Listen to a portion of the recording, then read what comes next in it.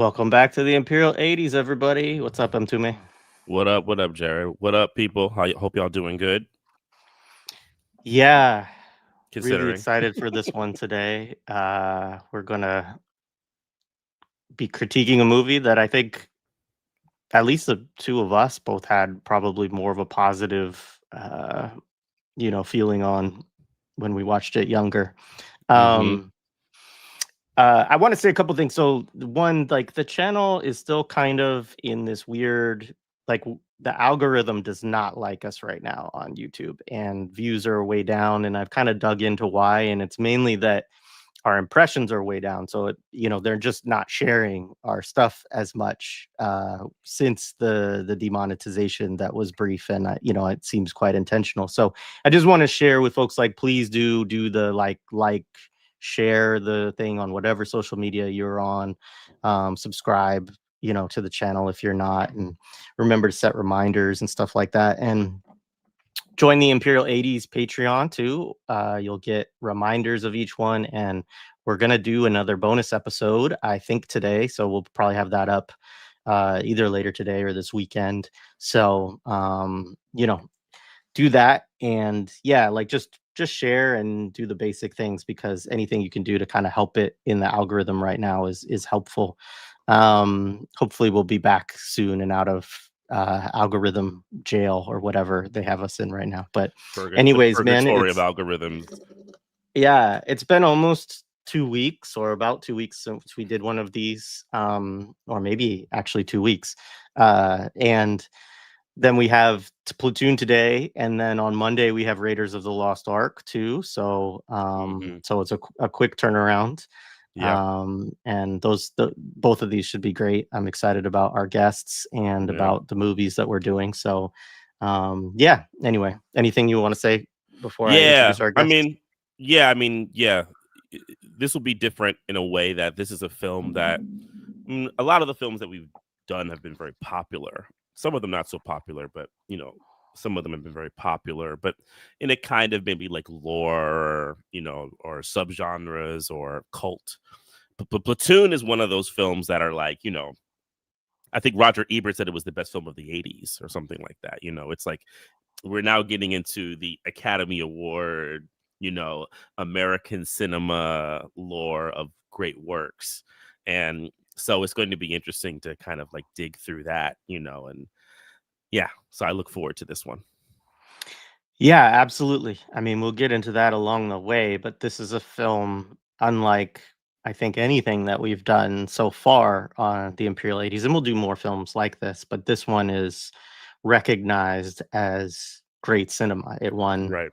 a ton of awards. It won Best Picture, and so you know, this is allegedly high cinema that we're digging into, hmm and also kind of has a very, I imagine, if I haven't looked at this, but I imagine if you looked at, kind of online lists of like the best war movies of all time and things like that, that it's routinely at least top 10, top 5.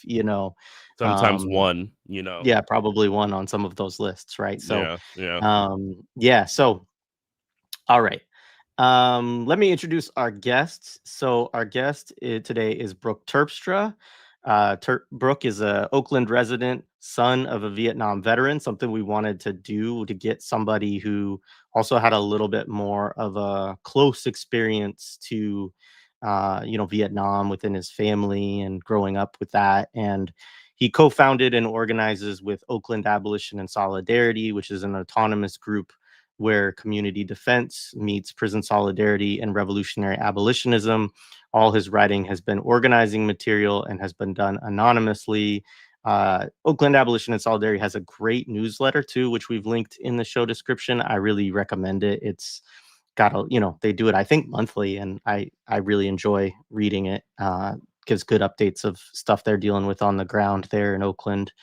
And Brooke and I kind of, along with Jared Ball and some other folks, we did a series called Journalism for Liberation and Combat few years ago now, probably like 5 or so.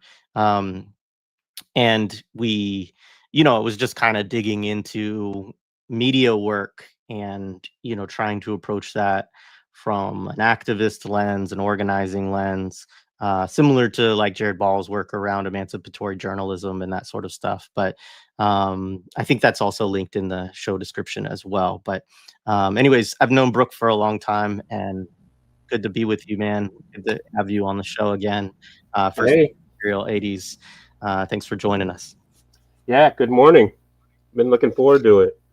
Yeah, you're up bright and early on the West Coast. We appreciate you getting up and getting ready for this. Yeah, it's trash day, so there might be some clanging outside the window, and my coffee's still settling, but I'm glad to be here.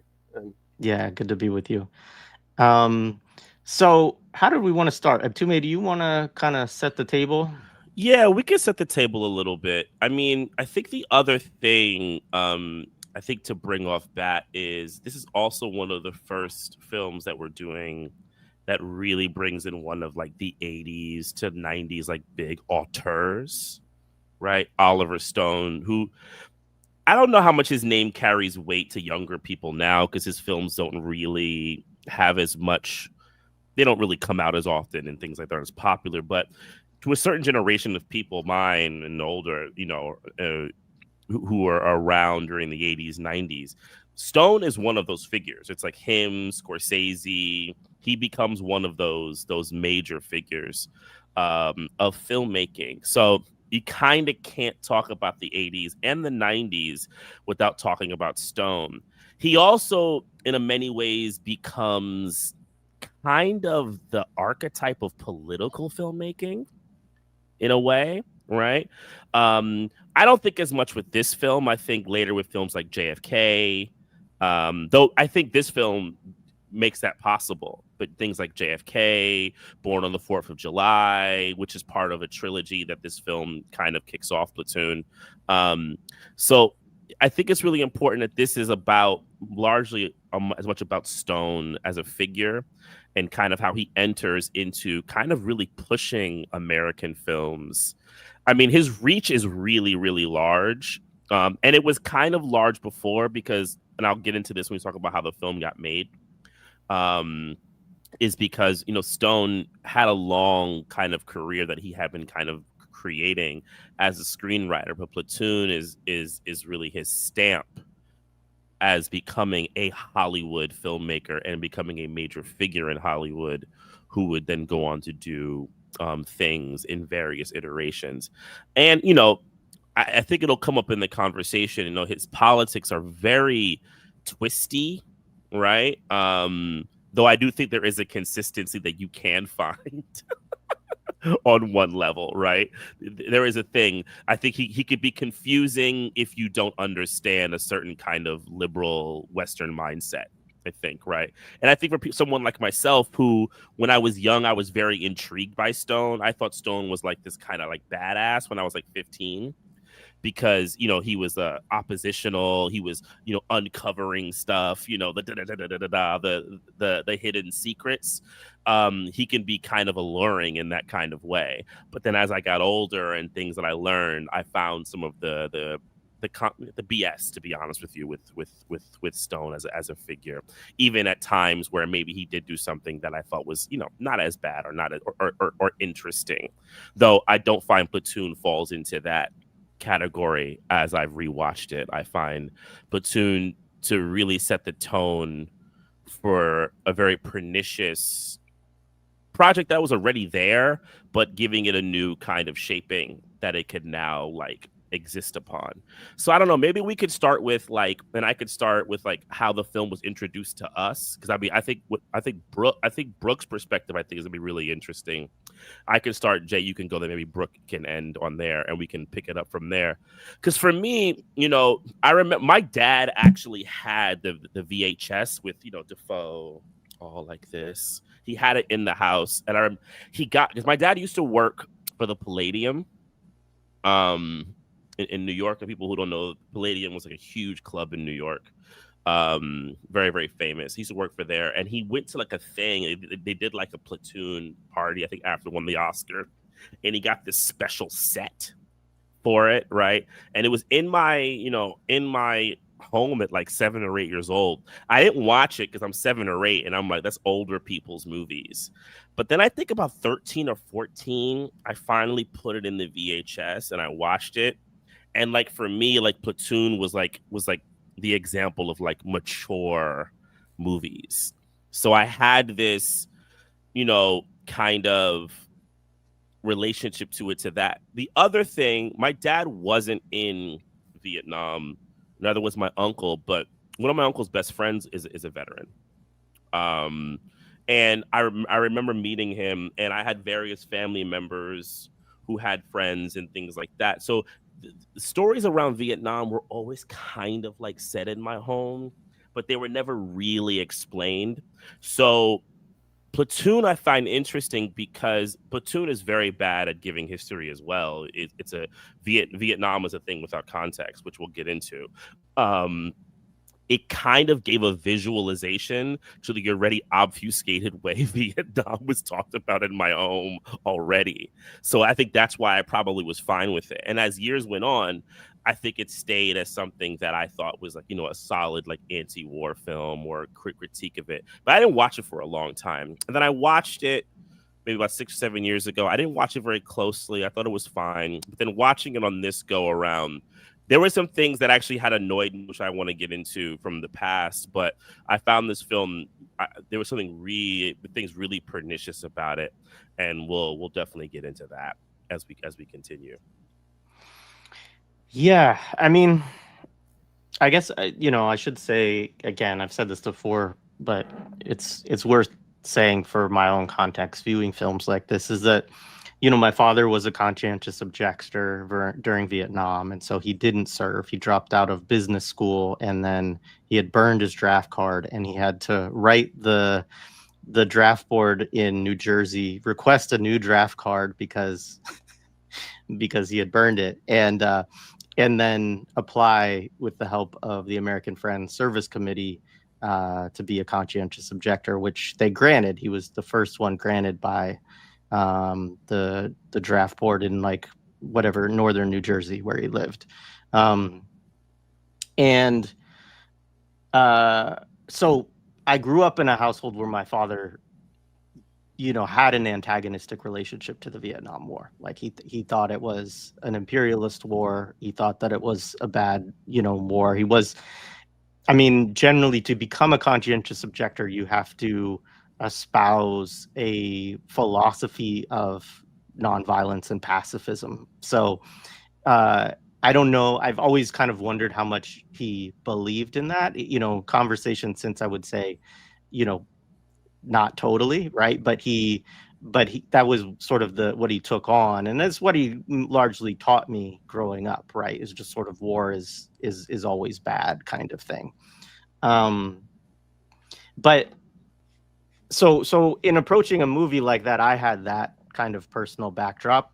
And so I mostly remember watching it as a teen. I didn't watch it as a really young kid. I don't remember the first time I watched it. I would guess I was probably, at least 10 or 11 years old. And it was a movie, though, that I definitely remember watching with like friends of mine, the type of thing that we would throw on while we're playing like GoldenEye or something like that, and you'd have the old version of dual screening it, like not like the kids these days, right? But you'd have some TV that was playing like some movie on HBO, and then you're playing a video game or on a computer or whatever.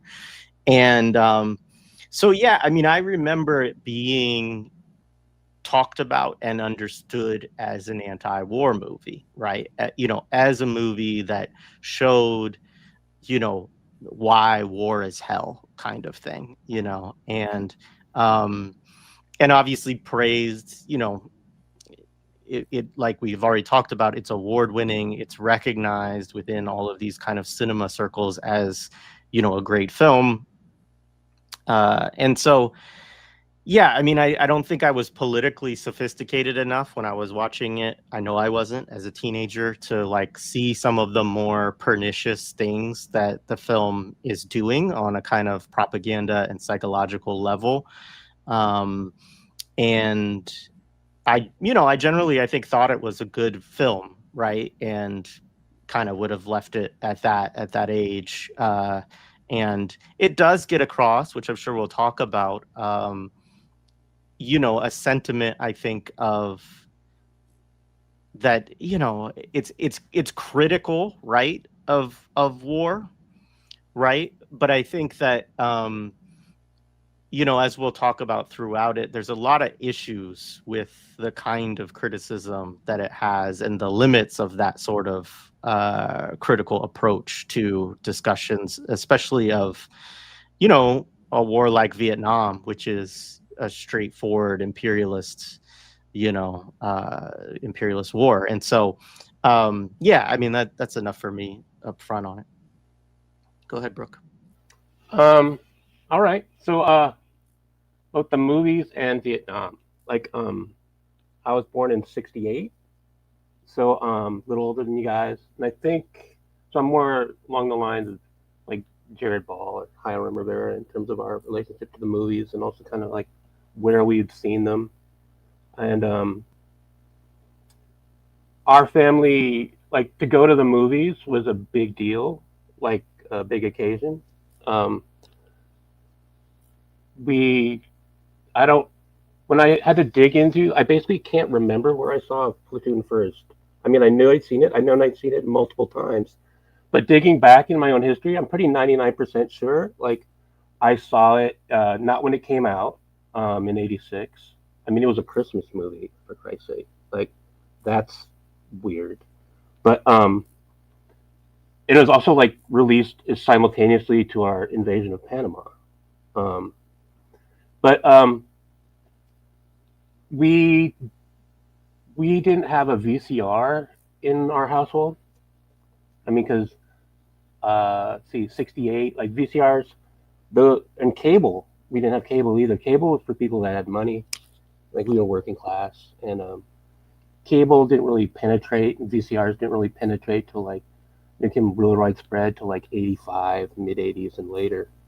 I remember most about Platoon. It like really they must have produced a bajillion of those videotape boxes of Platoon, because it was like right when video rental exploded.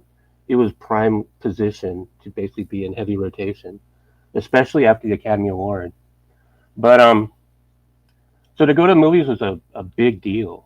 And by the time Platoon came out, it was '86, so I was 18. I was out on my own.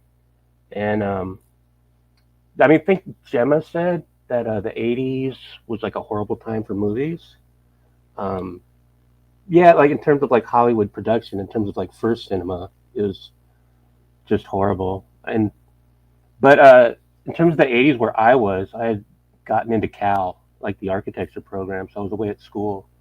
But like the '80s was a great time to go to the movies, like at least where I was, because the multiplex hasn't stomped everything out of existence, and the VCRs hadn't really penetrated everywhere. So like we had so many screens around town within walking distance. I could just go. I mean, there was like second run, theaters. There were like the main theaters. There were like little holes in the wall theaters. Like I saw Clockwork Orange in a place called the Repertory around the corner, which was like two apartments above a liquor store that had been emptied out, with like them serving popcorn in the lobby, and they just like show movies for like $2. You go up and someone would take your $2, get popcorn for like 50 cents or $1, and then you go like left right into these hollowed out apartments and like watch a movie. So I'm pretty sure, like I'm 99% sure I saw Platoon in '87. Like I was not inclined to see it when it came out. Like I'm not going to pay full price for this, because by '86 I had politicized pretty early, and I was already a draft resistor by '86. Vietnam was very present in my life, like physically. Probably it was in everywhere. To tell you the truth, like across the culture, implicitly, if not explicitly. But in my life, it was like even more so, due to my dad's stance on the war and the fact that he was there from '69 to '70 as a combat medic. and more so. So basically living with that. So Platoon didn't strike me as a movie necessary to see, and it didn't make much of an impression. I had probably seen it, tracked it down to basically seeing it in a big, like art house second run theater called the UC Theater. They had like a big calendar. They had a double header every night, a different double feature. So like they would probably been on a movie night where they're shown like MASH and Platoon in a double feature. They would have seen it there, but it didn't make much of an impression. You know, like yeah, it was kind of an onslaught and intense, and you kind of left with. It didn't make much sense to me because I already read books about the war. I knew my dad's experience on the war. Um, Central America was like right in my plate. That's essentially like Vietnam / Central America was what drove me to be a draft resistor. So like I didn't need Platoon basically to introduce me to the Vietnam War, but people were there was definitely a before Platoon and an after Platoon in terms of the culture and also like unfortunately Oliver Stone. Like by the time like '95 rolled around, he did JFK. Like he went from being a nobody to being a somebody after like Platoon, and I had just very vague recollections of just being annoyed with him.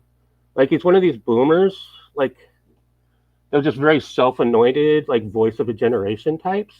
That's just stuffing their fucking shit down your throat like all the time, which is like in the '80s, like my generation, like we had enough of that. Like I was a punk with a small p, not really part of the subculture, but it's like the boomers were the center of the universe, and they never let you forget it. They were like the target market for like culture. They were the ones being sold Buicks and like fucking TVs in like ads. They were the ones like dictating, and then even within the movement, like all these stories about the '60s and the '70s, and we'll get into like what the '80s was like in terms of like the political movements. But no one was at that time like recommending Platoon as like a movie to see, like to understand warning. No one was organizing like movie expedition nights or like renting the VCR to show it to educate about like this, that, or the other. It was like a movie for normies. That was a big deal. It was for NPR liberals and like folks that wanted to congratulate themselves on being enlightened. You know, but other than that, besides my vague annoyance with like Oliver Stone, like being one of these types, like prepping for this show has really sharpened my opinion of Oliver Stone. Obviously, like let's just say Oliver Stone, he's really convinced he has something to say. Let's put it like that. So I'll leave it there. Yeah, that's good. Do you let's pull up. I did want to share. You sent a couple of photos, of from your dad. So this one, you want to just share what Yeah. this is a picture of? Yeah. I was trying to figure out like how to relate, like how much it impacted, well, my father and my mother and me, and all our lives. And this is a picture of him on leave in December 1969 on Waikiki Beach. Um, his parents basically lived in Honolulu, and that's me holding his hand on the beach there. He had been in country for about 4 months, and I was 14 months old. He, in that picture, had just turned 23 years old, and he was running an aid station between Hue and the Ashaw Valley.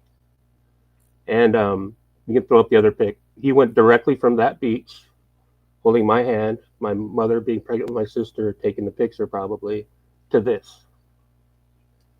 This is Firebase Bastogne, which had been overrun in '68, and the 101st Airborne, to which my dad was attached, was reestablishing it in '69. And he went back in there, and because he was a sergeant, he joined up actually after receiving draft notice. He built the aid station there. And you can see in the background, like just everything doused with Agent Orange. Yeah. Like he went from a beach in Waikiki at 23 years old to living here constantly. And I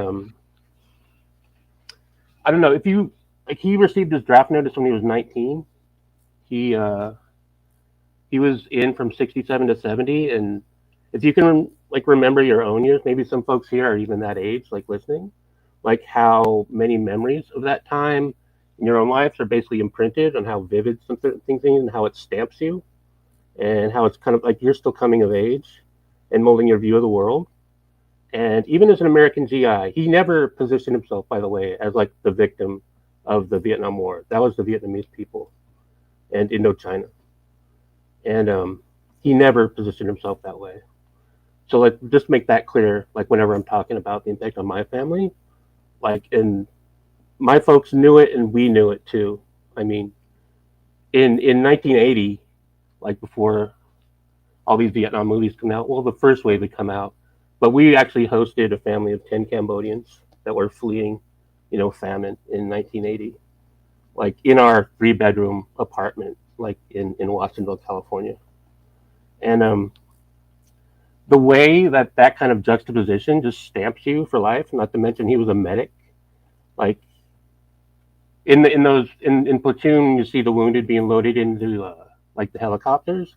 They were headed to my dad basically at the aid station, you know. And I don't know, like we can get into it later, but I just kind of wanted to ground the conversation in like the real and what's really real, like not what Oliver Stone, like the spectacle and kind of hallucination he like presents, because this like compared to like RoboCop or all the other movies you're showing, like this this has a much deeper conceit and delivers a heavier ideological payload and actually does a lot of work to basically perpetuate atrocity. And I don't want to just get cute about like, capping on a movie because it's stupid or campy, but fuck Oliver Stone. Right on. Good way to start us off. Go ahead, Mtumi. Cool. So yeah, I think actually, since we have Stone here, I think it's good to now kind of talk about how the film got made a little bit, kind of give a little bit of grounding in the kind of trajectory. So one of the things that people may or may not know is Stone was in the war. He was a combat soldier in Vietnam. And we won't get into that, though I do think when we talk about Taylor, it will be important to talk about the nature of Stone's enlisting and things like that, because Taylor, played by Charlie Sheen, is in many ways supposed to be an analog of Stone. So Stone, when leaving the war after his tour, he wrote a script. It's called Break, which was much more autobiographical script. One of the stories about this is that he actually sent it to Jim Morrison, which then gets interesting because he later does the Doors film, which talk about a film with him taking liberties of people's lives. That's definitely one of them. If you read the commentary by the various people in the Doors, but I digress. But and one of the stories is he that Morrison had the script when he died. It's one of these things. There's a lot of, when you're digging through Stone, there's lots of tales. I find, and it's like hard to verify things. Like it becomes this kind of like threads of like anecdotal, like small stories about stuff. So like I always feel like even some of the things that I'm going to say that other people say, take it with a grain of salt, right? I'm like relaying things that I've heard that other people have said, right? So when he had been trying to kind of get the script around for a little bit, he couldn't. So he then goes to NYU, which is also, I think, very important because he's part of this NYU grouping of filmmakers. Him, Scorsese, later people like the Coen brothers. There is Spike Lee. There is a community of this NYU factory that produced many of the directors that we had from the 70s into the 80s. Right. And Stone is part of that. He's part of that factory. And it's interesting because a lot of those directors are the ones who are credited amongst the kind of normie faction as being the people with like real things to say. This was like, so the NYU is kind of seen as like the place where, the real filmmakers were developed. But honestly, as you break down the films, it's a certain kind of logic that's very pleasing to a certain part of America. That's not very challenging, in my opinion. So he then, as time went on, he started becoming a screenwriter. Midnight Express is his first big thing that he does as a screenwriter, and he starts working through stuff. He has other credits working on things like Scarface, Conan the Barbarian. I mean, there's a lot of films that he was a writer on, and that he did. And he kept trying to kind of push to get to become a director. And he directs this film called The Hand, which I haven't seen in a long time. I actually wanted to try to rewatch it before this, but I hadn't seen it. It's a very small film, very weird film that he did. But he was in talks with various groupings to do stuff. And when he initially pitched Platoon, Hollywood wasn't that interested in it. They felt that The Deer Hunter and Apocalypse Now were pretty much enough. They felt like the kind of narrative around this stuff had been kind of milked, and I don't think there was not that much interest. But as the years would kind of go, and, I think things like Rambo do become important, because you have films that start to kind of bring the idea of Vietnam into kind of popular lore and back into discussion, right? There's various other works and interviews, so that are happening in media. So it's almost like he waited it out long enough. And as his screenwriting credit got bigger, the Platoon thing became interesting. So he was in a deal where his film got sold to a corporation called Hemdale that had a deal with Orion. And they basically packaged his film Salvador, which is a film we will do on Imperial 80s, Salvador and Platoon, as a kind of double package. And what's interesting is both those films came out in '86. Salvador was actually a critical failure. I'm not a commercial failure. It was critically pretty lauded, but it was a commercial failure. And Platoon kind of bookends the end of it, and they were both kind of made in this. And just out the bat, Platoon was a massive hit amongst the critics, right? It was a Hollywood kind of like coup, right? And if you think about the trajectory kind of in hindsight, it's really feels like just the way the timeline was going with the way Vietnam had been invoked and things like Rambo and so forth and so on. And also the things that were happening with the US in other places in the world, which I'm glad Brooke brought that up. It was ripe. It was right at it was like a perfect storm, and it came out right at the right moment. Kind of doing a little bit of long term, so it becomes kind of like the first in what would be his like Vietnam trilogy, right? It would be this, then Born on the 4th of July, then Heaven on Earth. These kind of 3 films, but then really Stone has like a larger kind of 60s films arc, right? So you have this, then you can throw in JFK, you can throw in The Doors. I probably am forgetting another or two, right? It becomes a kind of thing that he's known about. And I think he kicks off that a major thing in the 80s, like kicks off, but he helps kind of define in his own way that a major theme of the 80s would be looking at the 60s. Think about our television shows, the Wonder Years. What was the TV show? Was it Call of Duty? What was the name of the Vietnam TV show? Anybody remember that? There was one called China Beach. There's China Beach, which is a spin-off of Hill Street Blues. Yeah, that whole, like 10 p.m. hour-long ensemble drama. Yeah, there was another one that my dad watched these. My dad watched these. I mean, my dad was born in '55. He was a teenager so it was a Tour of Duty. There it goes, Tour of Duty. There was these shows which kind of kicks off this genre of looking back at the Vietnam, but also I think the 60s like kind of at large, right? A couple of other interesting things. So it was made in the Philippines during the Marcos regime. They almost had to stop filming because that was during some of the uprisings that were happening there, right? Which seems to be a thing that happened consistently with American films that would go there. It's like this. I don't want to say it's a joke. It's just like this, like, what the hell, you know? It kind of shows our relationship with them, and it's really quite pernicious. He didn't have DOD they didn't really want to work with him on the film because of what they felt he was depicting. So he had to use weapons from the Philippine military, right? And we probably can dig into that. Yeah, it was nominated for 8 Academy Awards. It won 4 of them. And to your point, Brooke, about the VHS, you're absolutely, probably saw this up. You're absolutely correct. Platoon was actually a movie that was used in a kind of uptick in VHS distribution, and it was part of Hemdale's deal that they had. So it actually was a very targeted thing.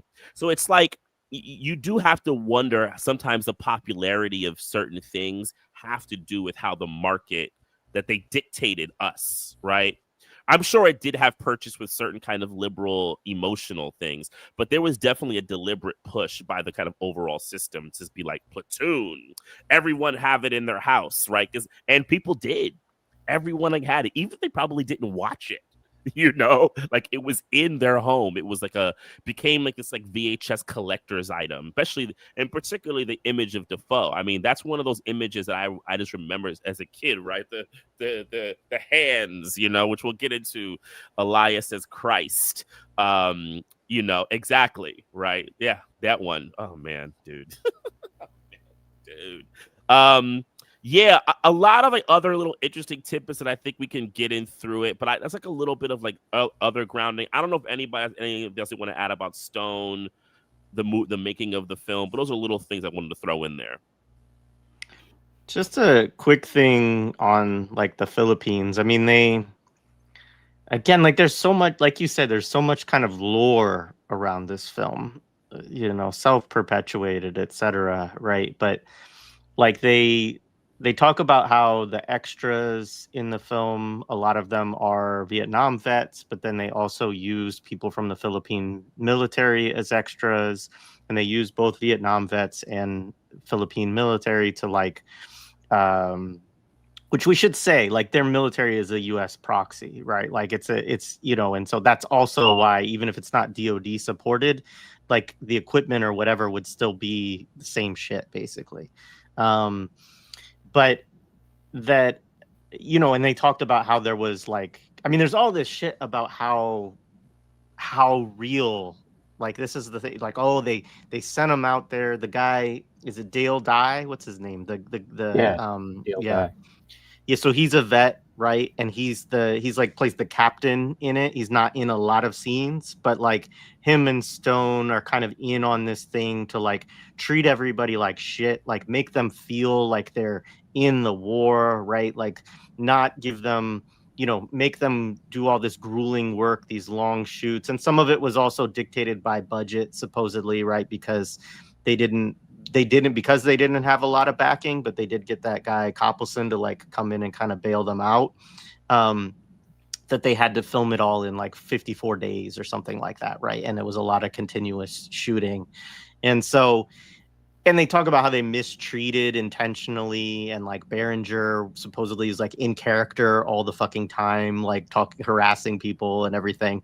And so there was a kind of, the way that they describe it has this lore, and a part of the lore too also is that there's like the Philippine military is like doing exercises, and I wonder, like, are they doing exercises or are they like attacking communist insurgents in the background of the actual movie, you know? But they talk about live rounds from the Philippine military and that sort of stuff like going on in and around the areas where they're shooting, because they shoot it right outside of a military base. And so I just wanted to kind of just add that too, because it's kind of this interesting thing where you're doing a movie about like U.S. imperialism in South Asia on the scene of U.S. imperialism in South Asia, just through like kind of a proxy force, right? So, which of course was what Vietnam kind of over time developed into also, as U.S. got less and less comfortable with too many American troops being sent home in body bags and that sort of stuff, is they did more work to try to build up the South Vietnamese military base, basically, which, never really worked out very well. But yeah. Yeah, I'd like to add a bit though, like in reference to the lore, like there's this whole salesmanship around like this movie struggled to be made against the odds, not just Oliver Stone basically rewriting a script like that he had in his pocket like before film school from Vietnam. Like he demobilized and then set to writing, and then he had to go to film school to make his dream like come true. And the DoD didn't want this film to be made, and it's like, yeah, because they're uptight, but you're doing a lot of ideological work that those fucking cowboy, like, straight ahead movies can't do. And the whole notion that he was finally, like, the whole salesmanship of the real, which is also reflected in this whole kind of, like, commentary industry on, like, asking vets for their opinion on the movie still, needs to be kind of really pulled apart.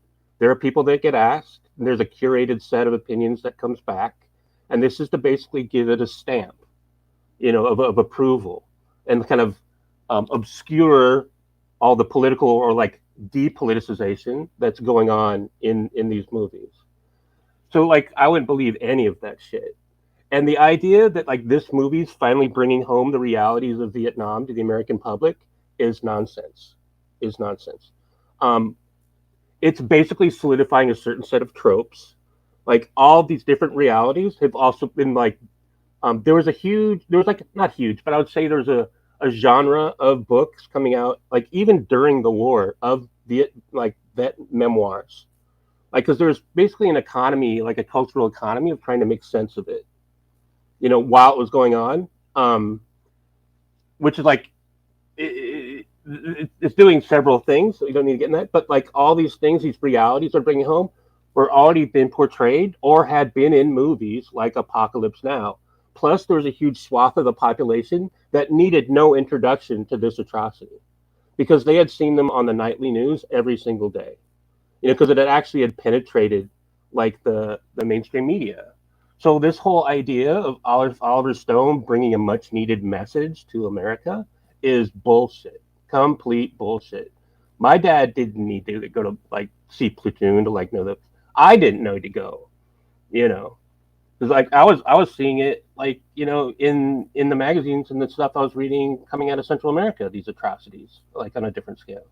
Like so none of this stuff of like the real is a sales pitch. And referring to Oliver, like they needed an Oliver Stone to like sell the real Vietnam movie. Because like Coppola, Cimino, Jane Fonda with like Coming Home, actually a pretty good movie, like by the way. I actually went back, I watched like getting ready for this, just kind of unleashed a whole wave of me kind of like, piecing together personal history and revisiting movies. I probably watched 20 hours of like different Vietnam, like documentary and like, actually Vietnamese film and other things. But the idea that like him to be a vet to like bring this home to like make it land, these like they get like a 3x5 card with like talking points for the interview, like pushing the movie for the back of the box, for the VHS, and like that was one of them. So let's just call bullshit on that like right away. Yeah, right on. I did want to add one note too on the notion that the DoD didn't support the film too. Like that's true in terms of like they didn't directly like fund it or give their like stamp or whatever the fuck, but like they distributed it eventually. Yeah, as Brooke was saying, like they realized when it came out like how much it benefited them to be, to like promote it and so on. And so that dynamic shifted real quick when they saw that it was like resonating with people and so on. And I mean, we'll get into it, but some of the reasons that they were hesitant were about the drug use that they show like troops doing within the film, and also some of the racial stuff in between different cast members supposedly they didn't like, but anyway, so that nonetheless, I think once they saw like the effectiveness of it as a kind of political message, like they were fine with what was going on in the film, which I think also should really be like the first or whatever, another recognition that it's not an anti-war movie, because that, you know, if it really was, like, they would have had a real fucking, you know, antagonistic relationship to it, and they didn't. In a couple of years, you could actually see it on the base movie theater. It was distributed to the like armed forces, like, you know, like cinema, you know, fucking committee in the USO.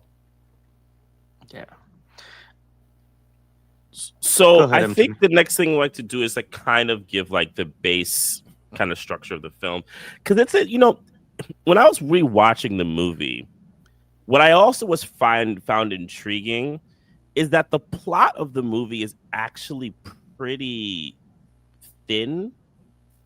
It kind of circles around really 2 to 3 events and the kind of splinters of those events, which I don't think is actually a bad structure. I could actually would say that could be kind of maybe realistic towards that kind of experience, right?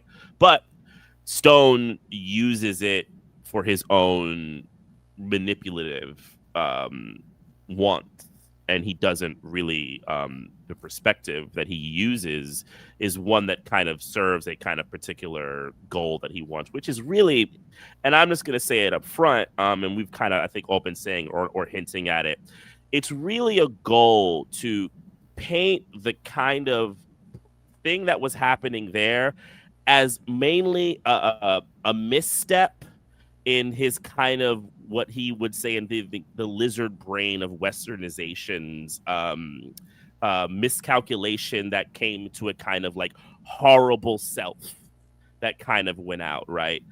Because the film does completely paints Vietnam as a place without any history.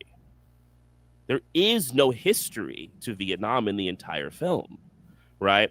And a bad screenwriting teacher would actually say this is actually what makes it a good movie, because what it does is it pops it in and it makes you feel like the person who was there because you don't understand. Fine, whatever, right? But to show something like this, that is one of the great horrors of a century, right? And to completely take it from its context, but then also it does use context when it wants to use context as well. So the idea that it has no context or not creating context is also would be a lie. To do that, you are manipulating how we view it. So the film is really kind of focused around a central character, Taylor, who is played by Charlie Sheen. This is Charlie Sheen's kind of first real big role in a film.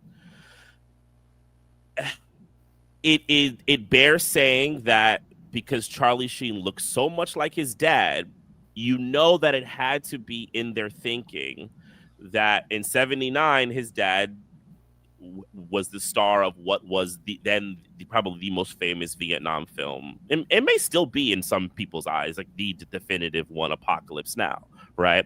So Charlie, it's like the Sheen family becomes this kind of taking the retour or the rework, right? And, you know, you see him very early in the film. So Taylor, and then 2 other characters, Elias, played by Willem Dafoe, right? And Tom Berenger, who would play Barnes, right? And Taylor is a young man who has enlisted into going to Vietnam, which I think is very key. And I really want to dig into that. This kind of upper class, quote unquote, class suicide kind of suggestion that I think is a bit quasi and bullshit that he's trying to use here. Like he's like almost ripped off his upper classness by going into the war, which I find really fucking weird. Taylor he's enlisted into the war, right?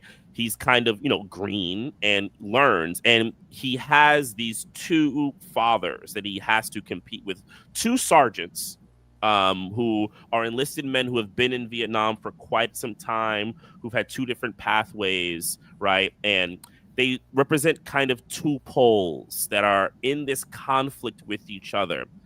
So pretty early on, you discover that the film, and then they later admit it at the very end, that the film is really about this conflict between the Western people who are there. The enemy, the Vietnamese, are really a backdrop. They're really the place where the conflict between two are practiced upon, which to me is like a quiet admission of a really shitty imperialist attitude. Yeah, I mean the And like, Vietnamese don't even have a face until or minute 3. names. Yeah, Do we they don't. actually And they don't have one translate any name? of the Vietnamese. We don't have one name in the film. So this is the kind of the structure, and we see Taylor's existence as these two men are kind of the two poles that he has to decide upon. And then you have a big cast of characters played by actors who are, many of them who are probably in the beginnings of their career, from Keith David to Johnny Depp, right? To even Corey Glover from Living Color, who's in the film, right? Shout out to him. I saw an interview with him talking about doing it. He said it was like one of the weirder experiences he had ever had in his life. It wasn't something that he planned on doing. Him, many actors, right? Francisco Quinn, Anthony Quinn's son, is in the film. So you have these characters, and they're kind of positioned as people who are kind of, you know, different, having allegiance to these two poles, right? And the film pretty much follows this platoon as they have to go through a tour of duty near the Cambodian border to do a particular kind of set of actions, and the trials and tribulations that kind of come out basically as Elias and Barnes have two different ways of approaching this this conflict that are then create conflict with each other. And then there's also the one character that you kind of have to always mention is Mark Moses' character, Lieutenant Wolf, who is supposed to be their senior, and this kind of comment of like the senior people being inept, which is something that comes back, is even from like or was in previous and things like Rambo. Right, this idea that the senior they didn't have the ability to really do this war, and that's part of the reason why we lost, which Barnes invokes a couple times, right? And in a way, actually, no, Elias also invokes in a different kind of way as well. But that's the kind of like overall structure. I mean, maybe there's other relevant points of the structure that people want to point out, because like I said, I don't know if going through the film like point is even that necessary, as much as like showing like the kind of thematic kind of like bubble that it goes through, and then we can point out scenes that point out particular things. Yeah, I mean, I think it's a very character-driven film in a lot of ways too. You know, that the performances. I mean, I will say this: other than Charlie Sheen, who I think is actually terrible in this movie, I think bad. There's a lot. He's so bad. Yeah, he's really bad, and all of the lore around it is sort of like, oh, it's intentional. He's supposed to be this disoriented grunt and doesn't know what's going on, and like, you know, he plays it to. It's like, no, like he's just a bad actor in this movie, and but him aside, I actually think there's a lot of pretty good acting within the film. I think that Berenger plays his role like really well, and I think you know, Defoe is sometimes like kind of overacting in it a little bit, but like still does, I think, a pretty good job. And a lot of the minor, I mean, there's a lot of the supporting cast, like folks like Keith David, you know, I mean, Johnny Depp is like has a very small part in the film. Forrest Whitaker, right? I mean, there's so many people. I mean, and Kevin Dillon. Yeah. Kevin Dillon. Yeah. And I'm sorry, John C. McGinley is always hilarious. Yeah. He's always hilarious. And playing that kind of role where he plays, you know, O'Neill, playing a little shithead, he's always very good at it. Yeah. And so, yeah, I mean, I guess we'll get into that more. I mean, but that's the other thing I think that's kind of interesting, I guess, on some level to analyze, I'm sure we'll get into, is like, the characters. Oh, and the one you mentioned the lieutenant, right? The one who's over the two. So, you know, you have this structure where there's like three what is their role? Like the ones beneath him. So it would be Barnes, sergeants, right? So Sergeant Yeah. Barnes, They're the and then non-coms. and then Elias, and then there's like a third. There's a third one who's I kind of think like it's is it O'Neill or is it O'Neill. Tony Yeah. Todd? But I think Tony Todd is also Tony Todd. People remember from Candyman is also in it. I think Yeah. he's also another sergeant. If I'm correct, I can't remember. Yeah, there are like 4 of them. Okay. Yeah. I mean, and the primary conflict, as you said, is like this kind of Elias and Barnes, and it's like very heavy-handed the way that they like the kind of, you know, what they do with them and what they're supposed to represent, which we'll talk about. But I think that lieutenant, there's also there's a class thing going on, right? And so it's also this kind of like, you know, and Brooke, you might know more about this, but my sense is always that like officer roles, right, are often like people who, you know, come from like military academies or whatever and are more you know, they're more bookish, right? And they're maybe the idea is that it's less, they're like less grounded and kind of, and there's like even scene, like there's a scene early on where they're kind of you know, talking about what they're going to do that night, and all of the sergeants are sort of debating among themselves and laying out what's going on, and Barnes, who's played by Berenger, just sort of gives the orders, right? And he's like, hey, you know, maybe it'd be better if I give the freaking order in front of the men, like the lieutenant says that, right? And you know, Barnes is like sort of like, yeah, like whatever, like, you know, knows that this guy is like jack shit basically. So there's that. And I think the thing about Stone, you know, is this true story. Like he dropped out of Yale and enlisted, right? And he volunteered to go to the infantry, right? And so they do kind of catch that with Sheen in terms of he's writing these letters and he's talking about becoming a writer, and you know, and it's this like, and we talked about this previously on Year of the Dragon, but Stone had been teaching in South Vietnam in like 65 or so, and so he had already been there. He went to college for like a year, or I think maybe a semester, and then dropped out and enlisted, and chooses to do this. And there's a very weird thing within the film too, of like you said, of him kind of, there's a letter he writes to his grandmother where he's like, these people are the salt of the earth, basically, like, you know, that the lowly grunts who are working class, and I'm from this upper crust that went to Yale and all of this, basically, you know, that like these are, I really understand real Americans now, you know, and kind of thing. And it's like, dude, you know how bad, like what a shit this makes you look like, man. Yeah. But anyway, I'll stop there. Go ahead, Brooke. Yeah, like there's this whole thing of the real, capital T, capital R, like going through this, and like the promotion of the film and thematically in the film goes through it. And like, I mean, he says it in the voiceover, like, he did, like in his letter to his grandmother, like, also let's just say like the voiceover in addition to like the whole direction and framing of the film, just so heavy-handed. Like, you don't get a second to catch your breath. There's not a single moment when you're not like viscerally feeling that you're being told what to feel. And like, if you're not with the program, it all feels like I'm being pushed around, like, and being pushed around by a boomer yet again. Like, man, shut up with your fucking shit. But it's like, but in the movie, so if you're with the program, maybe it is immersive, and it is kind of intended to be an immersive grunt's eye view, right? But the whole thing of like him, like my dad joined up and so did Stone, but like completely opposite fucking, you know, programs. Like Stone, like wanted combat, and like he, you know, my dad didn't want combat, which is why he joined up, because he got his draft notice in '66. He was like a in the fall of '66, so he was like a junior in college, and basically that accelerated my parents' marriage like quickly.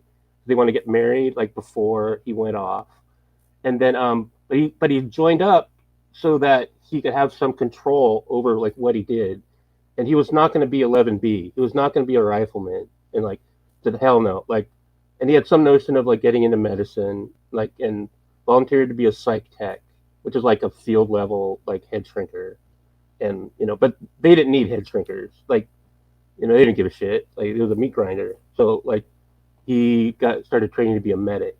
Like, he joined up to not carry a rifle. Oliver Stone did, and even in the voiceover, he actually says it. Like, he wants to be an authentic person, and like reach the real. He's slumming.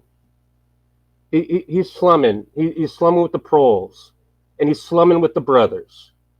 And that whole scene of him being cool with the brothers, like, that's cringe. And also, like, his movie is basically a pastiche. It's incoherent, like, in terms of like the things it draws upon. If you're going to say like we're going to do a movie about Vietnam '67, even if it's about GI experience, like half that shit wouldn't be in there. Like, it would be a different tone. Like, the movie changed from 65. Like, the war changed from 65 to 67. 67 to 68, it changed. 68 to 69, it changed. 71, radically different. He just grabs all these tropes and like loops them together. He's actually talking about stuff he didn't like experience likely in 67. He probably heard about it, and also from other vets. But like, he's just piecing together a very curated thing. So this whole idea of the real, that's your fucking upper middle class neurosis and fucking pathology, like given like $30 million to make into a movie now and thrust upon us. Like, my dad didn't go to Vietnam to like get real. And he was like basically coping with like the real for like till his deathbed. Like, Vietnam came up in our last day when I was holding his hand, like when he was about to die. Vietnam was a topic of conversation, Yeah, to that point, it's so we could probably stick with Taylor a little bit, I think, more here, because so the film, there is all these little points, and I'm glad you brought up the brothers, because I have to say, even from young, the black people in this movie have always annoyed the shit out of me. And we will talk about our favorite black character, Junior, at some point, because that fucking character has always annoyed the living shit out of me. Right, but largely the way the black people are positioned is very interesting. So there's like a scene early in the film, so kind of early, they don't really explain it well. They do like a back explaining that he admires Barnes. You don't really see that in the beginning of the film. It's kind of poorly done. But that, you're led to believe back that he's kind of more favorable to Barnes when he first gets there, because Barnes is like, kind of super in charge. Elias goes about with a more kind of soft hand, which we'll talk about in a little bit. But as there's like a kind of accusation that Taylor kind of sleeps on his job by good old Junior, because who really sleeps on his job, because the Negro can't stay up, it's so annoying.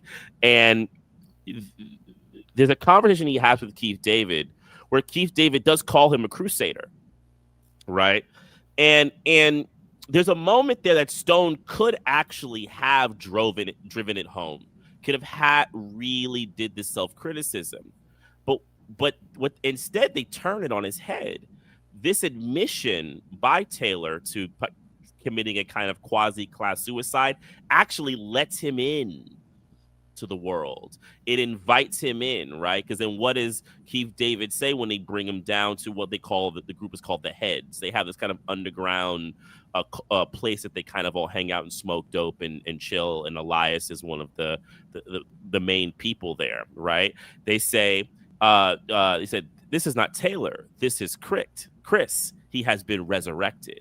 So Keith David, actually, the black soldier, actually like lumpenizes him. He gives him this like resurrection, this like new sense of class suicide. It has been confirmed. You can now enter our world, right? And it's Stone. For me, it's hard to not feel like this is Stone like justifying his own bullshit on screen and like giving himself his own like kind of like, relinquishing of the class position he had before, and the one that he was probably in as a Hollywood person, knowing that what he would become as it goes on. And that's a thing about the film, because Taylor ends up becoming the kind of centerpiece, right? He is the person who is being competed, but then he clearly picks a side, which is Elias, and he basically completes what Elias could never do, right? When Elias does not have the opportunity to do. And I'll say one last thing. What's interesting about that scene is the scene where Elias literally takes a gun of smoke and puts it into Taylor's mouth and blows it into him. So you get Elias gets imprinted into Taylor. So, and this is another thing about the film that I find really well. I didn't realize how like spiritualist and Christian this shit was.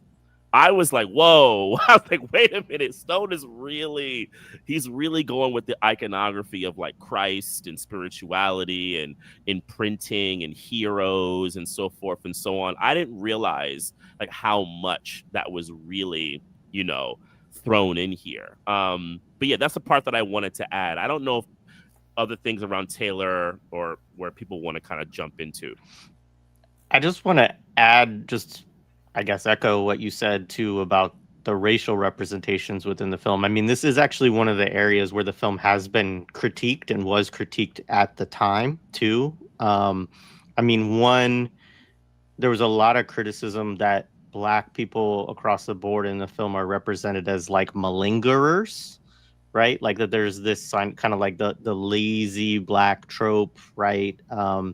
And, I think maybe we'll talk about this a little bit later. I don't know if we want to get into it right now, but one of the things that's, I think, quite pernicious in the film is also how they deal with, like, everybody's counting their days, right? Which is normal. That like that they see it as a bid, right, that they have to do, and but there's never, and there is fragging in the film, which is, I think, one of the things. I don't know how many Vietnam films like showed fragging prior to Platoon. I think it was one of the first to kind of to put that in there, which might have actually also been one of the things that the DOD initially didn't like about the script. But there's not, one of the things you get in other representations of Black people in Vietnam too is like the moment where they have some kind of recognition or understanding too of like, oh, like these are people colonized by US imperialism as well, right? Like I'm being sent over here to like oppress people on behalf of like white supremacy and imperialism in the same way that like my people are oppressed back home in like Detroit or Harlem or, Oakland or wherever else, right?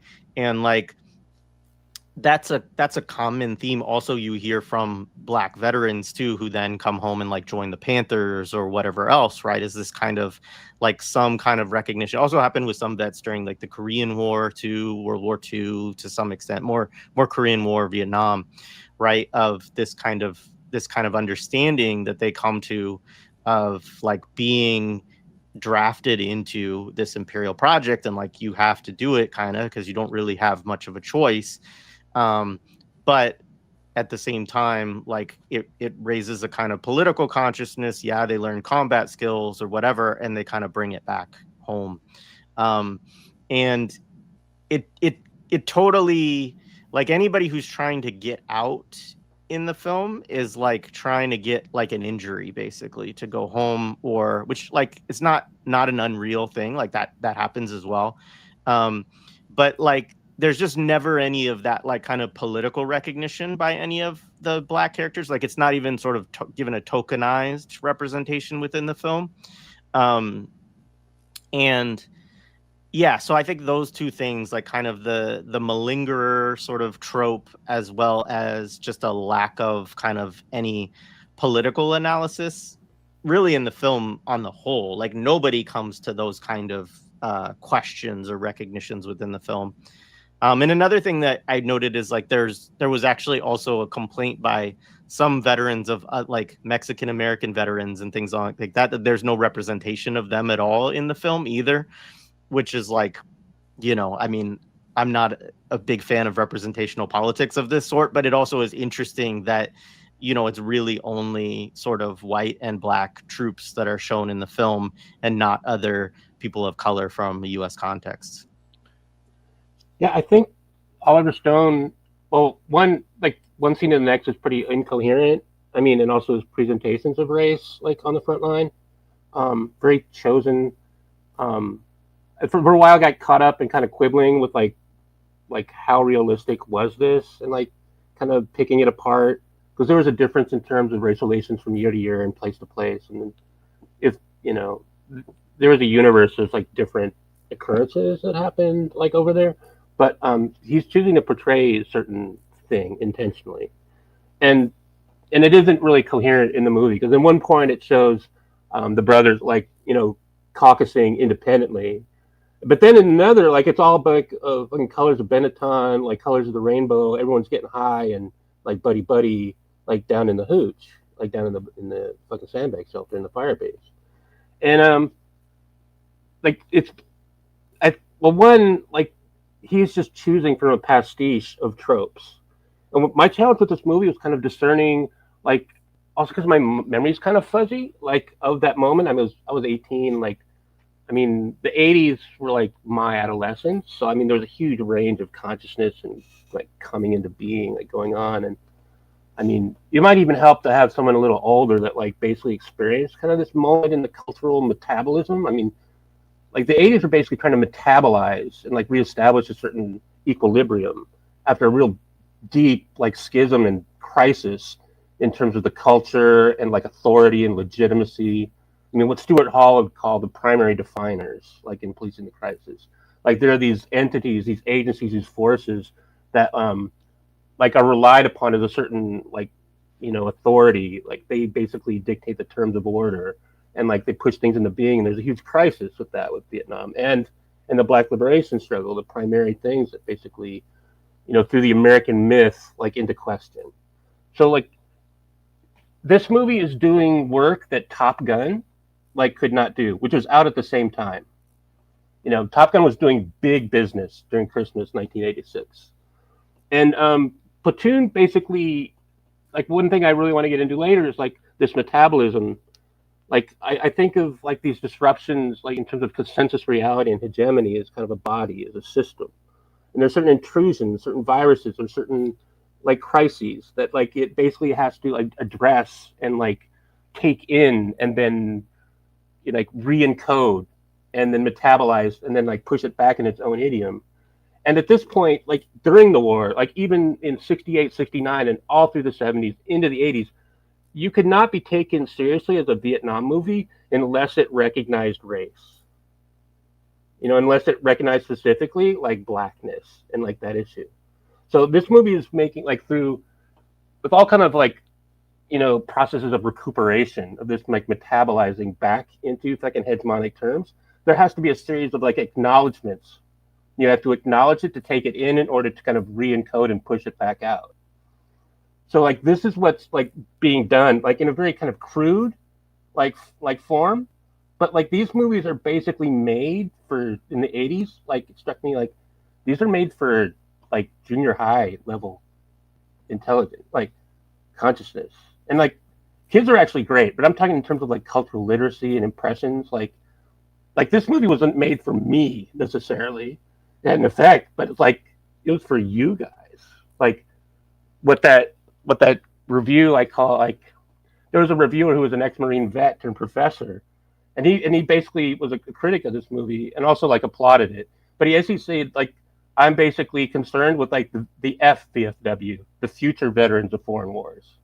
So like this movie, like these acknowledgments and this metabolism and like this acknowledgement of race, as well as like the acknowledgement of class, like in a very kind of fucked up, like self-laudatory way, are these like a series of acknowledgments in order to kind of re-encode and do the ideological work that like Top Gun and the Green Berets and these like straight ahead, like first cinema, like products are doing. I mean, Platoon definitely is first cinema.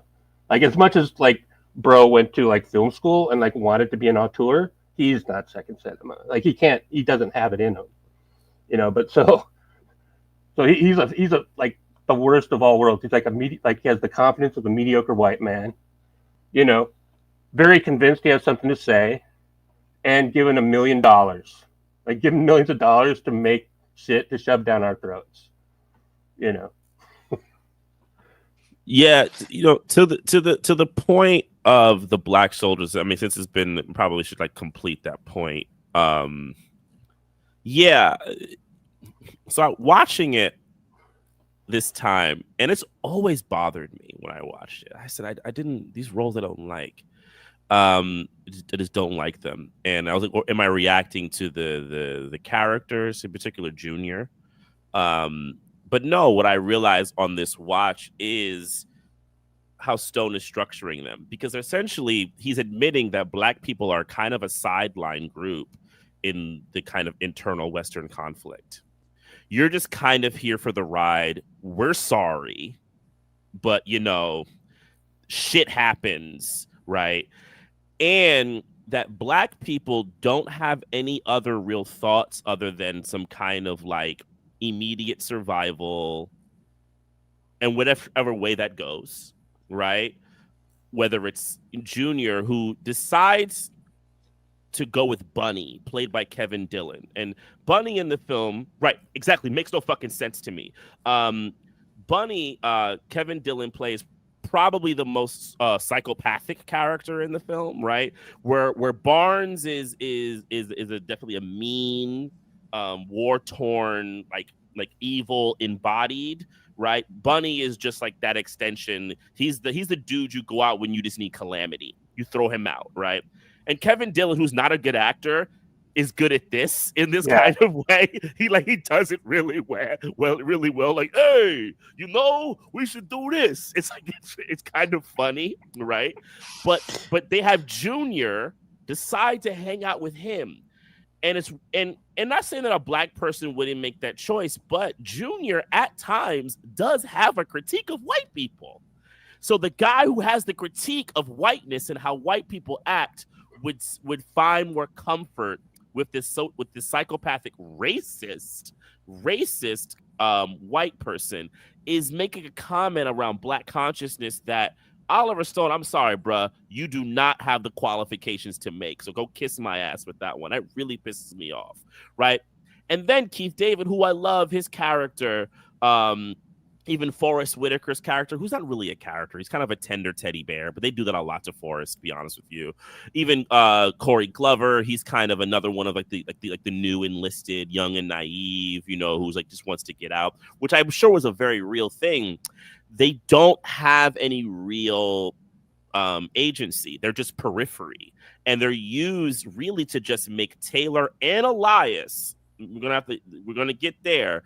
Taylor and Elias's liberal kind of like existence justified and essentially good, right? I mean, it's a politics that I actually, by the 90s, when we get to Clintonian politics, begins to reflect a lot of how the Democratic Party would then eventually use black people in this kind of way. So it's like maybe we're getting a lot of the setup that we would see in a bunch of years. And another thing to point out, and I didn't mention this, and I can't really I don't know if Stone has really confirmed how much this was. The person who was considered for Elias, or at least vied for it, was Denzel Washington, which I think says a lot about Denzel's politics, that he would want to play that role in that movie, right? But Stone didn't do it. I don't know why it didn't happen, and there's a lot of stuff. But yeah, that's kind of my thought on the black characters in the film. They're extremely frustrating, in just even more this time watching it. Man, we almost got Denzel like on the cover of Platoon, huh? Before the whip, before Glory, we would have had this. What was his career in '86? Because like all these, when I reviewed the cast of Platoon, elsewhere, like, right? It's like a whole litany, but it's like before they made it big. There's a before and after Platoon. What was Denzel's like trajectory like? I feel like he probably hadn't done Cry Freedom yet, so he hadn't done anything where he had been nominated for an Oscar. I think he had done maybe something like Heart. What was he? Yeah, he did a soldier story. That's probably what he was said. He did a soldier story, which we should actually do, and like carbon copy. But I think that was part of it because Defoe and Berenger didn't have careers really at the time too. Mhm. It's interesting. I mean, we can get to it. They actually tried to get bigger actors to play Barnes. Barnes was the character they tried to actually get bigger actors to do it. They just, for various reasons, couldn't make that happen. But yeah, no, Denzel didn't really have a career, and that probably could have been. Maybe this movie has been made 2 years later after he gets nominated for Cry Freedom, and we have a different history. Yeah, we should. Okay, jabs in the chat because like this is like full Vernon philosophy. Like, as incoherent as Oliver Stone is, like, I mean, he just shows that like he can't get beyond the shiftless Negro as basically being his basic understanding of like black people, you know, and and then full Vernon philosophy. I don't want to like denude it because it's specific to like blackness and representation, but like, thank you, Jared, thank you, Vernon. Like, this is a tool. Like, I don't need representation of like an alternate world or like libertarian future like at all, or represented at all within First Cinema. And like, thank you, Mtume, for introducing me to First, Second, and Third Cinema. It's like, I think a little discussion of exactly what First Cinema is like explains a lot of like what Oliver Stone and what the '80s are doing. You know. But Mtume, do you want to say a little bit about that for folks? About the First, Second, and Third Cinema. I mean, sure. I mean, Brooke, you said something that I think is really informative about Stone, because I do think that's a thing. When these guys went to film school, Scorsese, Stone, all of them, they were all watching French New Wave, even honestly. I mean, Scorsese admits this. I don't know if Stone has ever, but they were even watching the radical third cinema films. People like Barbarossa. Scorsese actually credits one of the famous scenes in Mean Streets. It's the scene at the end where De Niro's dancing before he gets shot on the car. Right, one of his famous shots. He says he got that all from Barbarossa from Third Cinema. So I say that to say they watched all that stuff, right? And they all wanted to be that, but they also wanted to do all that in Hollywood. So you're right that like Stone thinks he's this kind of like art house second cinema dude, but he's really just a Hollywood hack in all these kinds of ways. But I do think the 80s is the development of this new kind of director that we hadn't quite had before. This artsy, and I put those in quotations, this artsy, Hollywood guy who could give the veneer of being a kind of art house person, but really is a Hollywood thing, which hasn't left. I mean, that's the food that Christopher Nolan is eating off of, that Paul Thomas Anderson is eating off of, right? All these guys, they're really just Hollywood big budget dudes, but they give this veneer that they're somehow, heirs to the thrones of the Godards, the Truffauts and so forth and so on. And they're really not, right? Not saying that there weren't artsy guys in Hollywood. I mean, you could get into a debate upon that. Someone like Robert Altman, right? But then you look at Robert Altman's career and his fights with Hollywood, that would kind of tell you where he kind of was positioned in that kind of timing. I'm not sure if that really totally answered the question. yeah, but I mean, film school's really done a number on people's brains, man. That's the thing. I mean, the film school thing is the thing, especially from the Ivies and the way they've kind of changed everything, right? And the kind of the USCs, the NYUs, the AFIs, those kind of three big schools from the 70s throughout the 80s, and then now you have more. But those three schools still hold significant purchase upon everything. Yeah, there needs to be an episode, maybe with Jab, or think like the parallelism between journalism schools and film schools.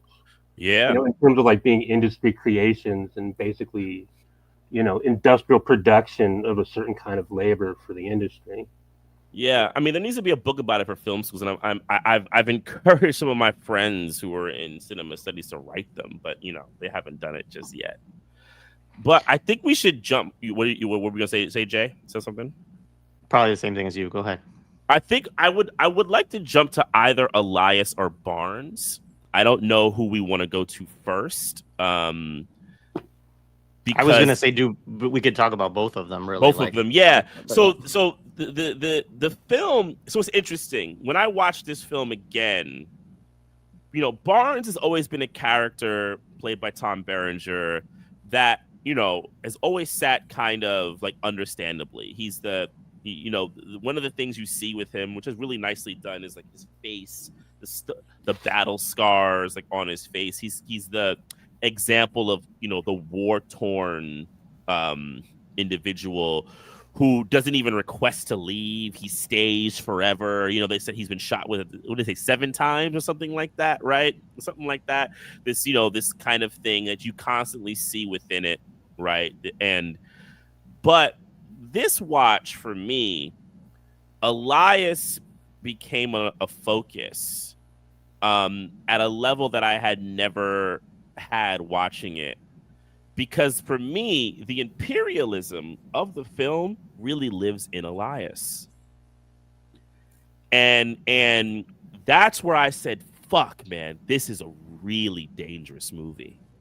Because the film would want you to believe that the thing that we need to hyper focus on is the Barnes, on some level, the lieutenant as well, right? The lieutenant's inability to kind of step in on war crimes, his inability to really be there for the men and to really kind of overlook or oversee how this thing would be done, right? So Barnes has to step in, but Barnes is essentially an ineffective leader because he sends young men into combat without any really care. He also has no respect for the civilians. That's the thing. The only Vietnamese people who are given somewhat of an air of sympathy or empathy are the civilians, so they don't have names. So it's really sympathy. It's not really empathy. It's like a sympathy type of thing. It's really kind of fucking weird. It's paternalistic. Let's actually put it there. It's a kind of a paternalism that exists. But Elias then becomes where this is all situated. So, I mean, I have like some notes on Elias that I kind of want to throw out. So when you see Elias in the very beginning of the film, he's very early.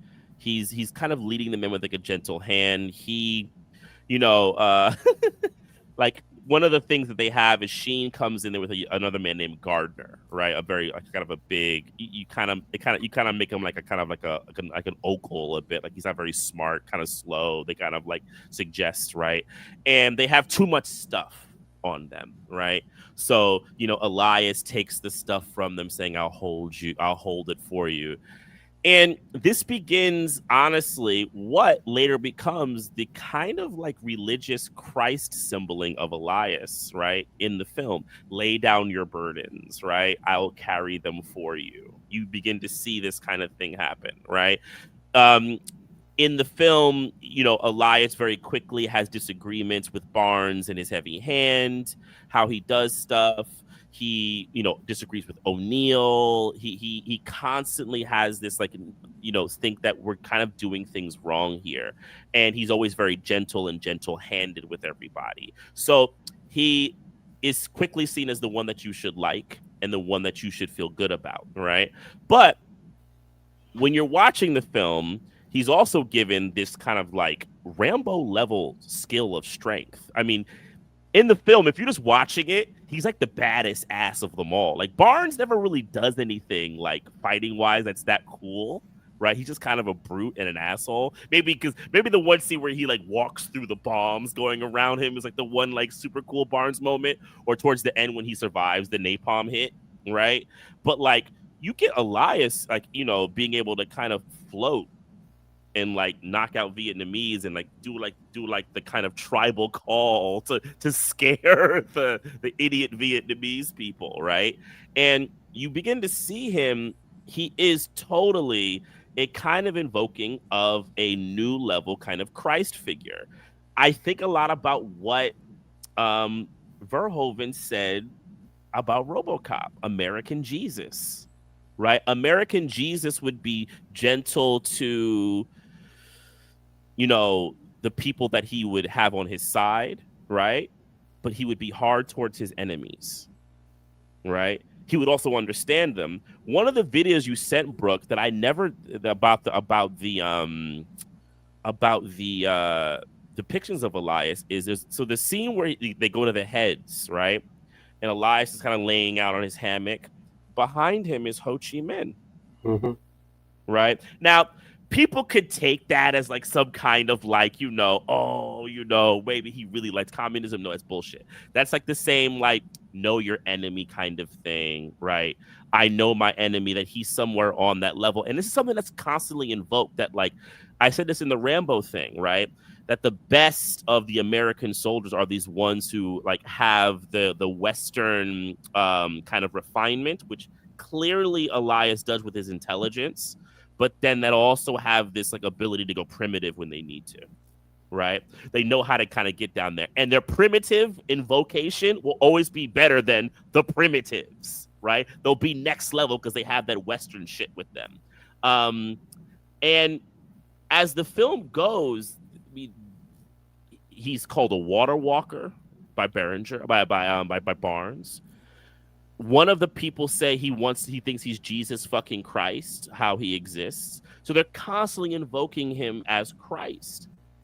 And then there's so much. I kind of want to let other people jump in on Elias. I have other things that I could say, and I could keep going. I wrote so many notes because watching it, when I realized, and I'll say this in final, and I'll throw it, is that like what I realized is when I looked at it, I said, the anti-war film that Platoon is, right, is saying that our issues is how we care for our own when we take war, when we go into these wars, that they seem to be necessary. Elias never says this is unnecessary as a war. He says the overexertion, the war crimes are unnecessary, but the war's never unnecessary, right? He never invokes that, right? That's our issues. That's the anti-war thing, what it does to us, right? But if we could be more like Elias, maybe we would be able to take out these things and also take care of our own. And that is like the nature of imperialism. That's liberalism fucking like at its core, that you have to do these things, but we have to find a way to do it in a way that's somehow functionally, I don't even know what the word would be because it's absurd. It doesn't make any fucking sense, right? If you think about it. But yeah, I'll stop there. I mean, I have more to say, but I'd be curious if folks want to, whatever their thoughts are. Well, yeah, I mean, he's the guy we're supposed to like, right? He's your New Testament daddy, or Barnes is your Old Testament, like smite them in blood and fire daddy, And the voiceover at the very end saying like they were my two fathers, that's almost like redundant. Like we didn't get it so far. Like in the first scene, like again heavy-handed, just Oliver Stone just like treating you like an 11-year-old, just like pushing your puppy face in the poop. Like this is what it's about, and like I hesitate to take any of the symbolism seriously because this dude like read the story Bible and like he got to the symbolism chapter. And he's just like throwing all this shit in there. So like he's working something out. And this is like supposedly the symbolic payload of it. But it's like sophomoric shit. Someone just smoked some weed and it's like staring at their hand like, what if we're just a planet within a fucking greater universe, man? And it doesn't mean that much, but it's like this is the level at which it like acts like it's trying to reconstruct the hero, and it's also like him, Oliver Stone, being really convinced he has something to say. And it's insufferable coming from a mediocre white man, like son of a stockbroker that like, is getting funded. And like funny, I went back and people even in the moment recognized it as like sophomoric heavy-handed shit. Pauline Kael called him out. Fucking Christian Science Monitor, like middle of the road, fucking long form, like liberal enlightenment, like paper of record, called it out. But it's like it's still like working on people. Because I mean, like you guys saw it as like teenagers, boys, and the American public is pretty well acculturated, just to kind of receive this first cinema semaphore straight into your cerebral cortex, and yeah, it's like the figure we like Barnes is easily identifiable as like a brute. Like he's straight wired to the limbic brain. He's like all fucking it. Like he's just like, and that's his superpower. Like I don't hesitate. I do the job that needs to be done. Like in other words, I am reality. You know, like, and to Oliver Stone as well in that scene. Just, man, again, the nose being pushed into the fucking poop. Like fucking. So like, but it's everywhere. Like the religious stuff. I mean, and he basically broadcasts it. Like the first frame of the film is a black, background white card, like with the, rejoice, O man, O young man in thy youth, like a verse from Ecclesiastes. So it's like, if you didn't get it, like by the first frame, like you're getting it now, you know. But all this is just like, again, like the white, like pathology, like working out its own problems on our dime, you know. And of course, it's not about the Vietnamese. It's not about the brothers. These are all just like vignettes to like work out his own kind of bourgeois like neurosis about what Vietnam disturbed in them. But like reconstructing the hero, it's like, okay, yeah, Top Gun, easily identifiable. We're giving some like Tom Cruise, like 2-dimensional fucking hero. Like, okay, easily recognizable.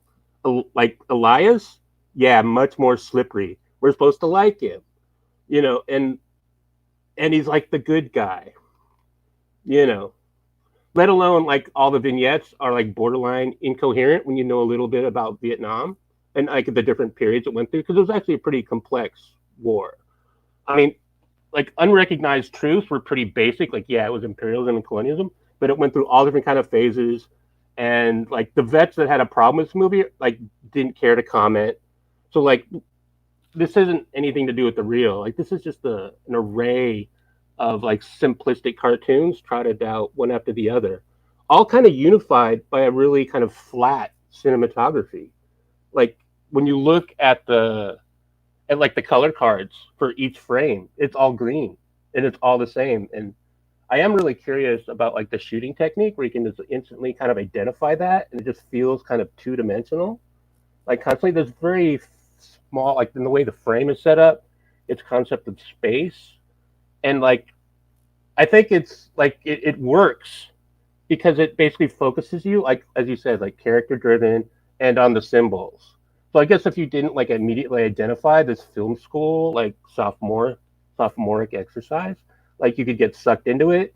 And I mean, at the moment too, when I watched it, I didn't make much of an impression. Like in that second run, that art house theater I watched in it, it was just kind of a conflict. It was incoherent to me because I had some grounding in Vietnam and what was like going on.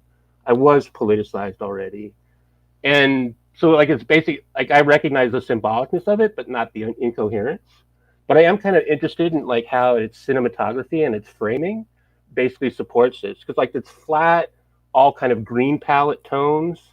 Like even in that like old Kodachrome like photo I showed you of the Firebase, there's a much wider like chroma, like there's a much wider color range and much more contrast. This movie is all like low contrast, like the saturation levels are like really right in the middle. Like, yeah, look at that.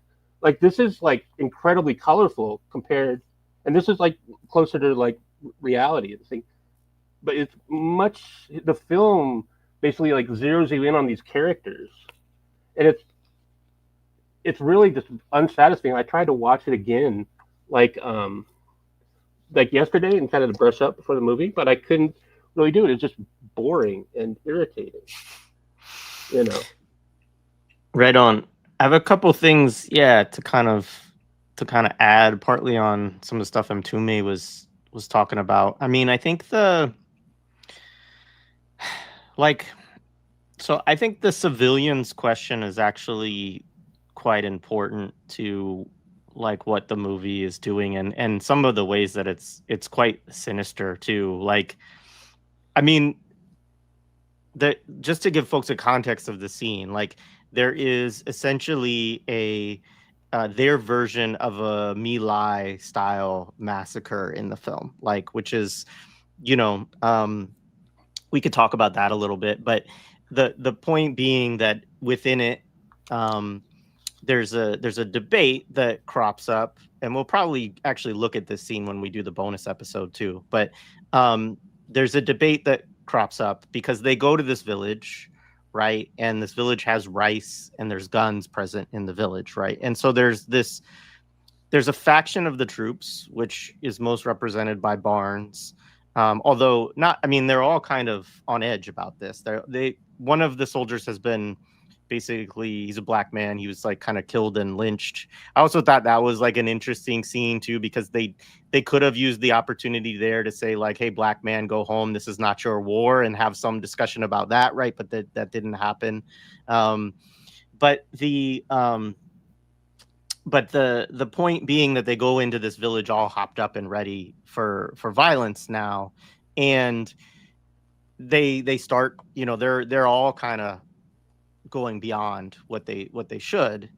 It's also the scene where Charlie Sheen's character like shoots at this Vietnamese man with one leg and is like, you know, yelling at him to dance, and all of this is going on too. Very famous scene too. Very like kind of famous and joked about scene.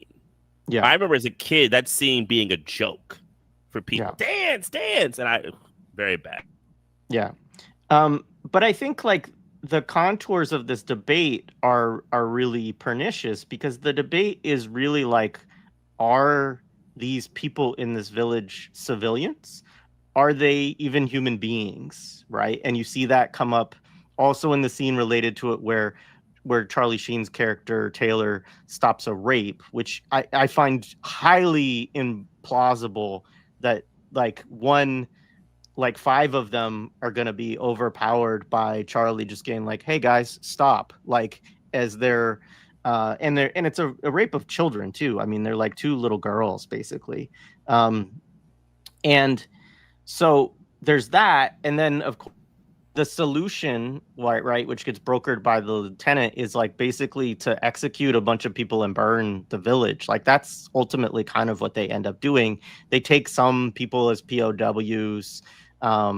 You know, maybe they let some folks go, but they burn the whole village, right?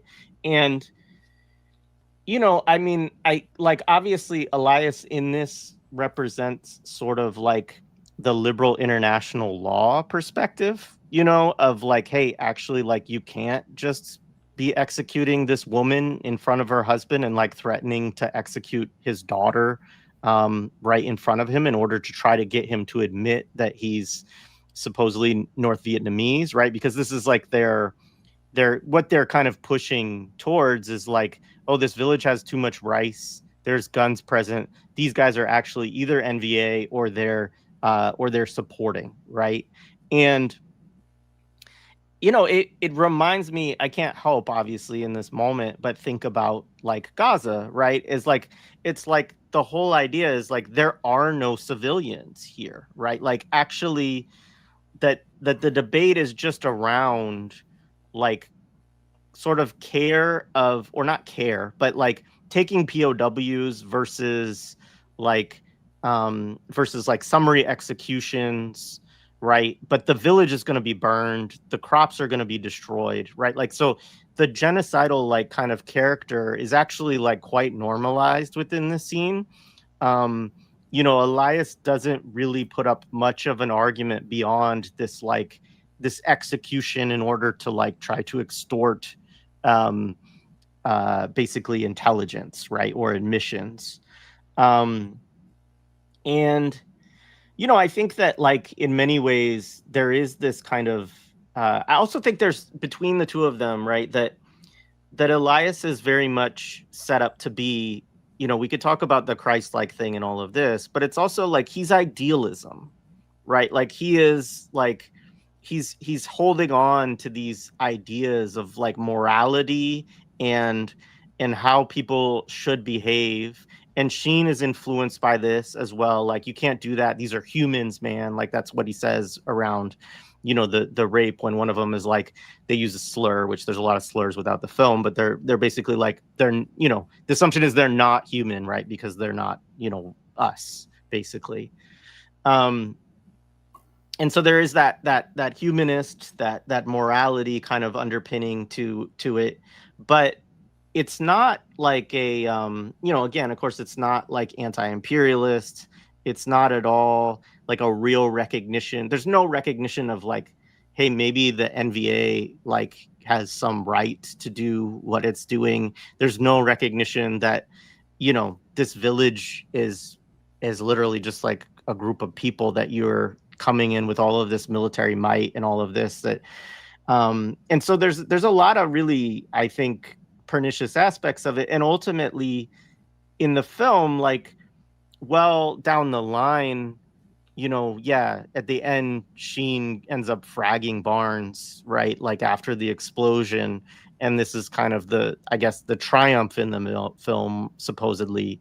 Like Barnes kills Elias, and Barnes is like, he identifies himself as reality, right? And I think like that's really the message that hits a little bit more strongly, I think, within the film, is that the idealist kind of liberal that is represented by Elias actually can't do what needs to be done in order to win imperial wars. Like you need Barnes, you need the guy who is willing to transgress international law to do these things in order to win. And Elias and the lieutenant and like the kind of the brass or whatever, like this represents more of like the reasons why Vietnam is, you know, why the US loses in Vietnam, right? And I think that's the, like that message, which is delivered again very heavy-handedly in the scene where they're talking about fragging Barnes and he like stumbles in drunk on Jack Daniels, right? That like, you know, I am the like you guys are living in la la land, smoking pot and fucking, you know, thinking about your morals. Like I am what's necessary to do this, like whether you like me or not, you know, basically. And you don't know anything about killing people. Like you're going to talk about death and, you know, killing me. Like I'm right here, you know? And I think that whole, those scenes, like, regardless of kind of how it gets dealt with in the plot over time and the kind of triumph that you get of Sheen, which I think is more also about Stone like trying to kind of self-valorize again because it's supposed to be him. I think that really is what kind of shines through. It is one of the ways that the film is actually very pernicious, is just to kind of actually present this. Like if Elias is Christ, then like Christ is not able to deal with the reality of U.S. imperialism, basically, you know. Yeah, that whole MUI scene was it actually like helped me understand like the simultaneous like coherence and incoherence of the movie. Like a lot of the plot, a lot of the juxtapositions are incoherent. Like in MUI, you go from basically murdering the people you grew up and loved, your family, to your kids riding their shoulders, like wearing a GI's helmet. They walk away with like a soldier, like center frame, like carrying a container of rice and a child as you walk away. Like, no, so like, okay, like what's going on here? Like, it's just a pastiche of different vignettes where certain kind of self-laudatory kind of, what are these kind of things are just kind of being worked out.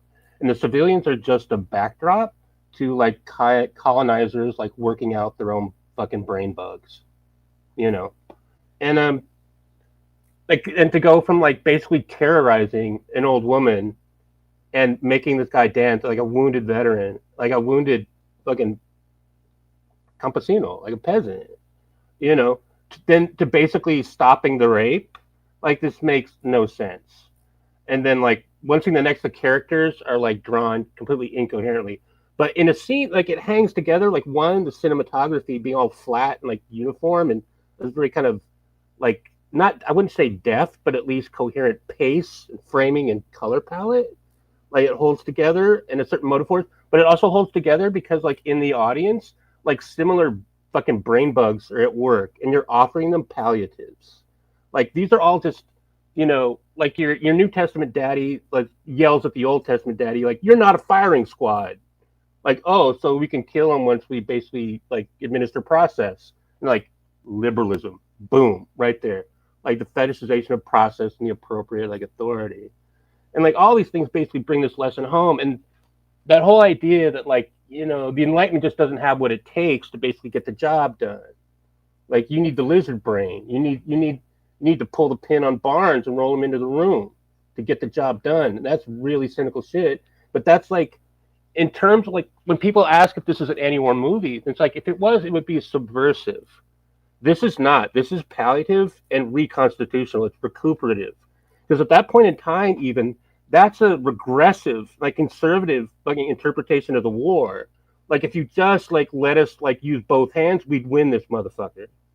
You know, and that's also in Apocalypse Now. Like Kurt says it, like it puts in the word, like in the mouth of the madman, like the brutal reality. Like he says, like if I had a battalion of men like him, I could like do the thing, man. Which is completely false. That's not why the U.S. lost Vietnam. Like the lot were much more fundamental and like doomed. It was like an asymmetrical war, but also like to get back to Manny, like it's also like instrumental to the scene. This is what the liberal needs. Like you committed the atrocity first, so that's why we fucking wild out on you, which is nonsense. Then go back to Vietnam and the reality, like official estimates for the Vietnam government, the PRV in like 1990. Put the number of dead at 3.1 million people, plus like another like 3.4 when you include like USGIs and like ARVAN, like South Vietnamese soldiers.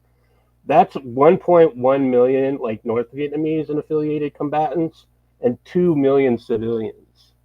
Then they dumped like 19 million gallons of defoliant, containing like 12 million of that with like the most toxic substance, like that we probably created more toxic substances than dioxin in the meantime, but like doused people, like killed half the triple canopy forest of a country. Vietnam was only 40 million people total, north and south. You killed like a huge swath of that population. So to basically put Manny up as like the atrocity that triggers you wiling out and like murdering people, like mowing the grass, like as like the Israelis do in Gaza, like obliterating civilizations. That's a huge percent of the population, and that's conservative, the 3 million. And they've been through like almost 100 years of struggle, you know, against the French, and then even the Japanese, and then French again, and then the U.S. So basically, like this whole like liberal need to basically paint someone as like, oh man, you did October 7th, so we're gonna level in Gaza, is like completely ahistorical, and also like in terms of its timeline of this being basically released in 86, completely regressive, you know, in terms of like understandings that have been achieved in terms of the war. Yeah, to that point, I mean, when I was a kid, that's what I was told, that it was the undisciplined American soldier, or the American soldier who didn't really want to be there, as the reason why we lost Vietnam. That was always the kind of larger reason. And then, you know, we talked about it in Rambo. He invokes that at the end when he has to yell his thing to his mentor, right? That stuff. And then, like you said, bringing up the Kurtz line, is I always remember that line, right? When he before you know, Martin Sheen goes in there and kills him, and he's reading that decree, right? You know, if you let me go into the real brutality, you know, I could make this happen, right? And that's the reason why. And then Platoon is still living within that. And I'm glad you brought up this thing about Barnes and Elias, and Barnes being necessary, because that's the other point that I've always kind of realized when I watched the film, but it's definitely hit me this time. Because even though functionally Taylor chooses Elias, he inherits parts of Barnes. Because my assumption will always be that Elias would never have killed Barnes, right? Elias would not do that. Even if he knew it was the right thing to do, he would always go through the proper channels. And Taylor, when he sees Barnes there, and Barnes is like, Barnes can't do nothing. He's like, give me a medic, right? He's like laying off. Taylor doesn't have to do nothing, right? The people can come get him. He can get his court-martial or whatever. He frags him. He kills him. Which, if you look at Taylor by that point, he looks almost like Barnes by that point. So it's like where earlier he has Elias imprinted on him through the kind of, you know, the blowing of the smoke. Now he's had the same kind of worn, torn of Barnes. So now he has the Barnes experience imprinted upon him. So now he has the kind of unity of opposites, if we want to use a dialectics thing, and he now has to he can take out Barnes as the kind of final example of what is necessary. And it's shown to us that that kind of brutality is functionally necessary, right? So the two fathers, not that you admonish one, you just find the proper unity of the two. And I'm like, this movie is fucked up. This is really fucked up in so many bad ways. Because, right, even if you think about it visually, Barnes consistently in the film is painted in a way to be very antagonistic, right? You don't have ever any room for empathy with him, except honestly in that scene. If you think about how the sound goes when he goes in, he says the "I'm the reality" scene. It is the moment, even how the camera is painted, how the kind of, you don't have a fast cut. You're given a kind of pause with him. He's center mass in the frame. It kind of moves with him. He goes gentle. He says, "I am reality." You as an audience are primed to say, well, even though this guy's a piece of shit, he is an example of the real world that we have to acknowledge and accept and in a way put within us. And yeah, it's wild shit right there. Go ahead. Yeah, I just wanted to say too, like, I think, Elias and like they're the pot smokers, right? So there's also this kind of like, that's the hippies, right? And like there were, of course, like there was drugs in Vietnam, all of that. Like there's, it's interesting in this film that they don't deal with like the sexual realities outside of like that, one rape scene and, that kind of stuff. But like, it obviously in other films, which we'll get to, they do. But you have this, like, Barnes comes in, and I think it's like, it's important. He's drinking Jack Daniels. Like this is like Redneck all drink. American. Yeah. Like this is like all American white dude. Like, I'm not fucking around with you potheads, you fucking hippies, like you idealists, like this, I am the reality. And like, again, I think that's like, whether Stone agrees with that fully or not, like a lot of people who would view a movie like this, they're like, yeah, like that's, this is actually the reality. Like, Barnes is speaking to something that, I mean, my grandfather was a Vietnam vet, and like he absolutely had that that kind of, attitude, and I mean, I told y'all my dad was a conscientious objector. That side of my family called him a cult leader, right? Like, so like this kind of like the dynamic between people who like served, and my grandfather was in, he was like a lifer in the military, right? And so but his perspective was very Barnes-esque, right? His perspective was very like, the politics, that's what got in the way of us doing what we needed to be done. Like, we could have done it, just bomb the dikes and flood it out, and we kill everybody and we win, right? Like, and so like that representation of Tom Berenger, it's also why I think it's a really good acting job by him too, because it's quite believable, even though it's like such a sinister, figure. I think that he does a really good job of playing that role, and I think it, unfortunately though, that resonates very strongly within, white America at large. Yeah, so one thing it's also doing one thing in the moment of the 80s, but in terms of like Vietnam, kind of rewriting the history of Vietnam, is still the notion that like the United States held back is utter nonsense. I mean, for a while the bomb was on the table. Like they were like, because there was actually feasibility studies being done by the Joint Chiefs, and like, what would it cost, basically politically, to basically like vaporize Hanoi. But it's like, other than that, like this was a massive output of like every bit of technology. It was like a big technological war, both in terms of like projection of power through planes and artillery, fucking data, like collection, everything. Like in terms of number of men like deployed, it was massive. I mean, for a country of like 40 million to deploy like like, to deploy like 550,000 like GIs on that soil is massive. Like the amount of casualties was massive.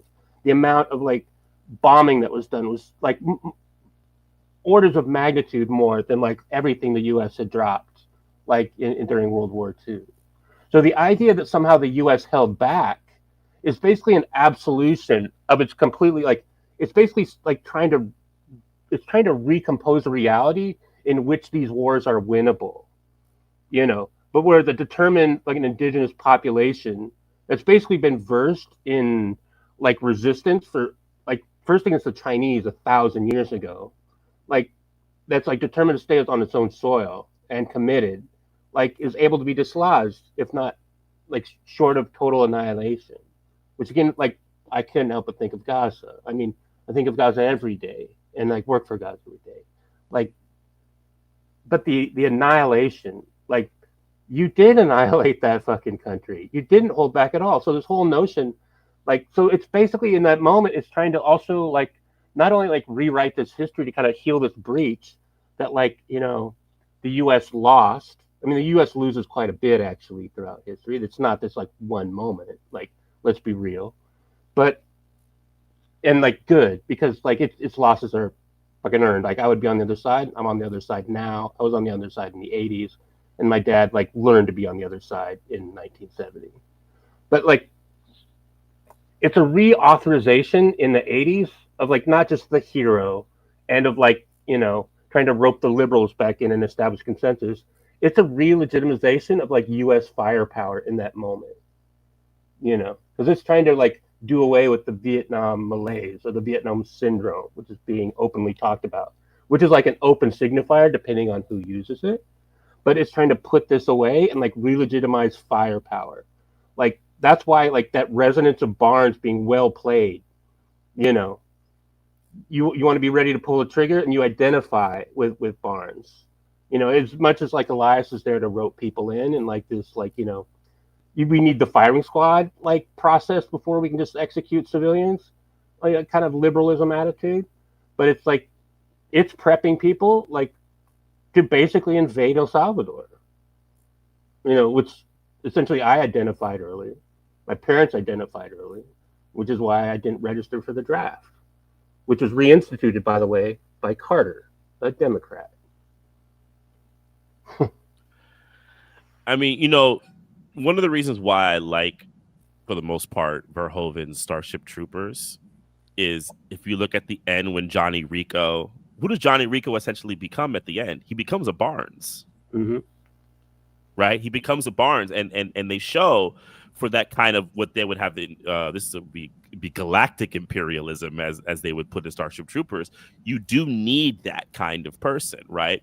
But then Rico loves his men, right? So he is also that kind of unity in a way. Like Rico will treat the men very well in a kind of an Elias kind of way with like a Barnes, you know, insistence, but he'll still love them. But you know, when it comes to the people around, to the bugs and the other people, he will have a brutality that will go to levels beyond, right, what we can, you know, even imagine. You know, I wanted to touch on one thing. You know, I agree, the cinematography of the film, and it's shot by Robert Richardson, who did a lot of Stone's films, and there's a lot of films in general. He's one of the more working cinematographers of the last like 30 some odd years.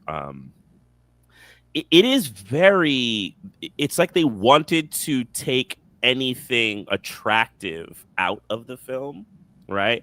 They were looking to kind of de-excite us, right? If you look at something like Apocalypse Now, especially the later restorations of it, the movie really has a lot of pop, right? And even when it's scary, right? Maybe it's actually closer to Deer Hunter. Deer Hunter did a little bit of that. It has that kind of scaled back, but this is even more scaled back, a kind of ugliness.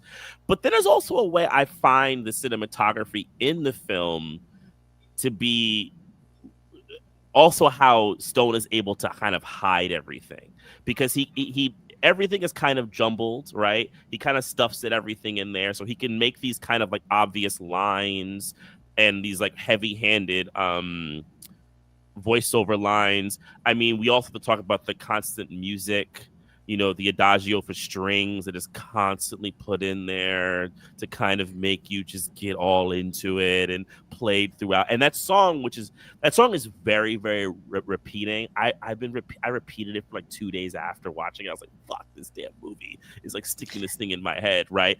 But the blandness, I would say the blandness of the frame allows these kind of overt messages to kind of stick, and it doesn't allow you to kind of journey other places, right? You kind of stick with like it's claustrophobic. You're kind of stuck with what he wants to show you because the frame writ large is pretty unattractive, right? And honestly, it's not very impressively shot. I think some of it also probably had to do with what you would see as like more typical long battle stuff. That probably does go into his limitations based on the time that he had to shoot the film, because coordinating battle scenes does take a lot, and he probably didn't have the ability to do it. But also, like, has he ever shot any other films like that? I don't know if that's really Stone's wheelhouse to kind of do a kind of big war level Spielberg, you know, people in the bunker type of thing. A lot of things you see are results. You see results of shots. People come in after a lot of cutaways. You don't see the things happen, which some ways I prefer.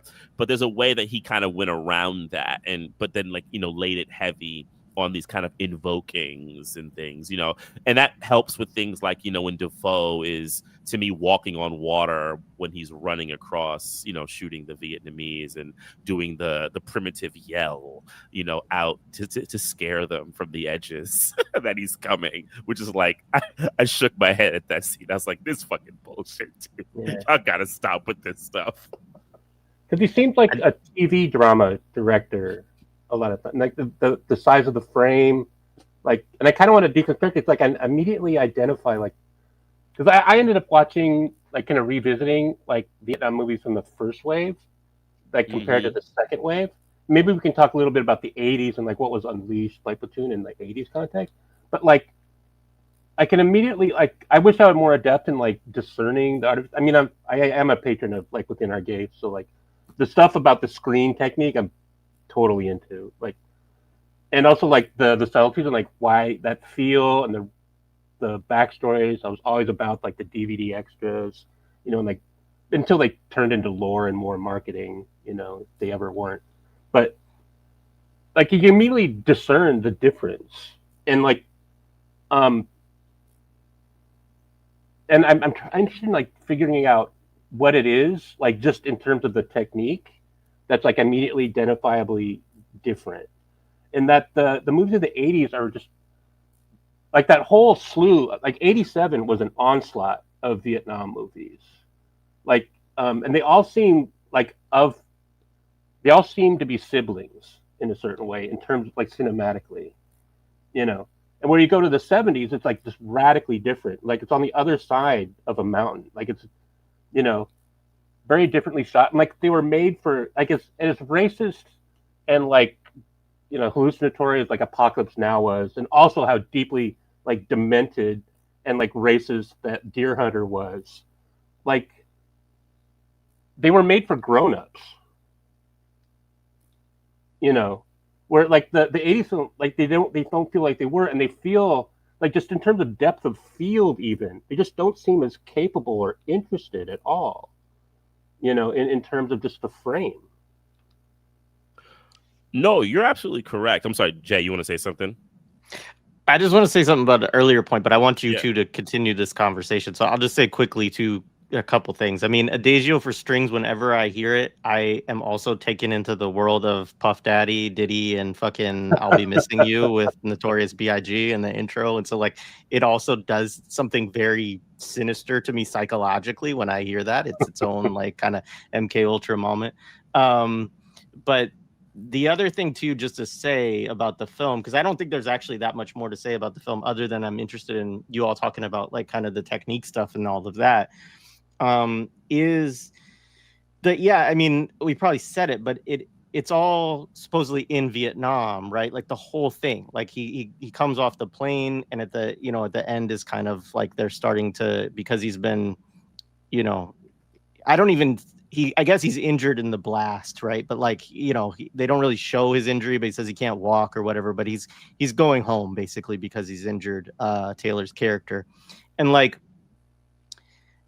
But I also think that that's important too, because they sell it as immersive, right? And they sell it as like very, again, to what you said, Brooke, like the real, right? This is authentic, but it also like then gives them this opportunity to take out any context of anything other than the soldiers in the unit, right? And so then and because also there's no, as we've talked about, there's no moments where anybody has like a kind of crisis around like the legitimacy of the war, like what are we really doing here, man? Like, why are these people our enemies? Like none of that is ever happening. Like, and you also don't have like the anti-war movement. You don't have anything, any of America's like real, like serious upheaval, right, around this as well, is not present in the film, even discursively. So I just wanted to say that, but I do, y'all talk about the film stuff, because I think that stuff would be really interesting to talk about in this.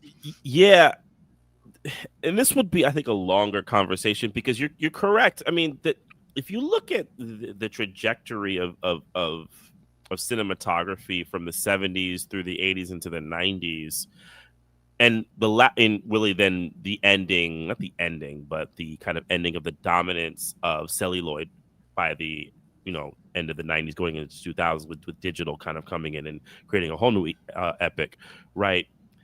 You do have a fundamental difference in that in the 70s to the 80s. Some of it is technology and the way they were using things and the way they had to shoot. So the kind of relationship to things like lighting setups, what they were able to have, the kind of demands that were insistent upon the industry and what you were allowed to do, how you were going to do, the way the factory began to kind of work.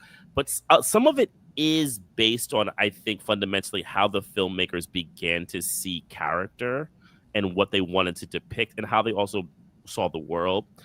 The 70s, for better and for worse, there is a kind of approach to thinking about the world as a place that needs high critique, and they would use the individual to do that, right? Now, necessarily what that critique should be is a multitude of things. So in needing to do that, the symbolism kind of always kind of existing around every part of the frame was so important to them. And the kind of making those kind of line relationships in deep focus, in, whether the kind of space was of high importance. By the time you get to the 80s, it's honestly, think about it like 80s power ballads. Everything kind of became like big gushes of emotions, and you wanted to kind of press everything. The lack of specificity shows to me the ideological incoherences that these directors had. They didn't really have strong ideas in that kind of way. So it reflected in the cinematography. These things became a lot more bland as the kind of ideas and the critiques became more bland. That's why when a director, I mean, for Spike's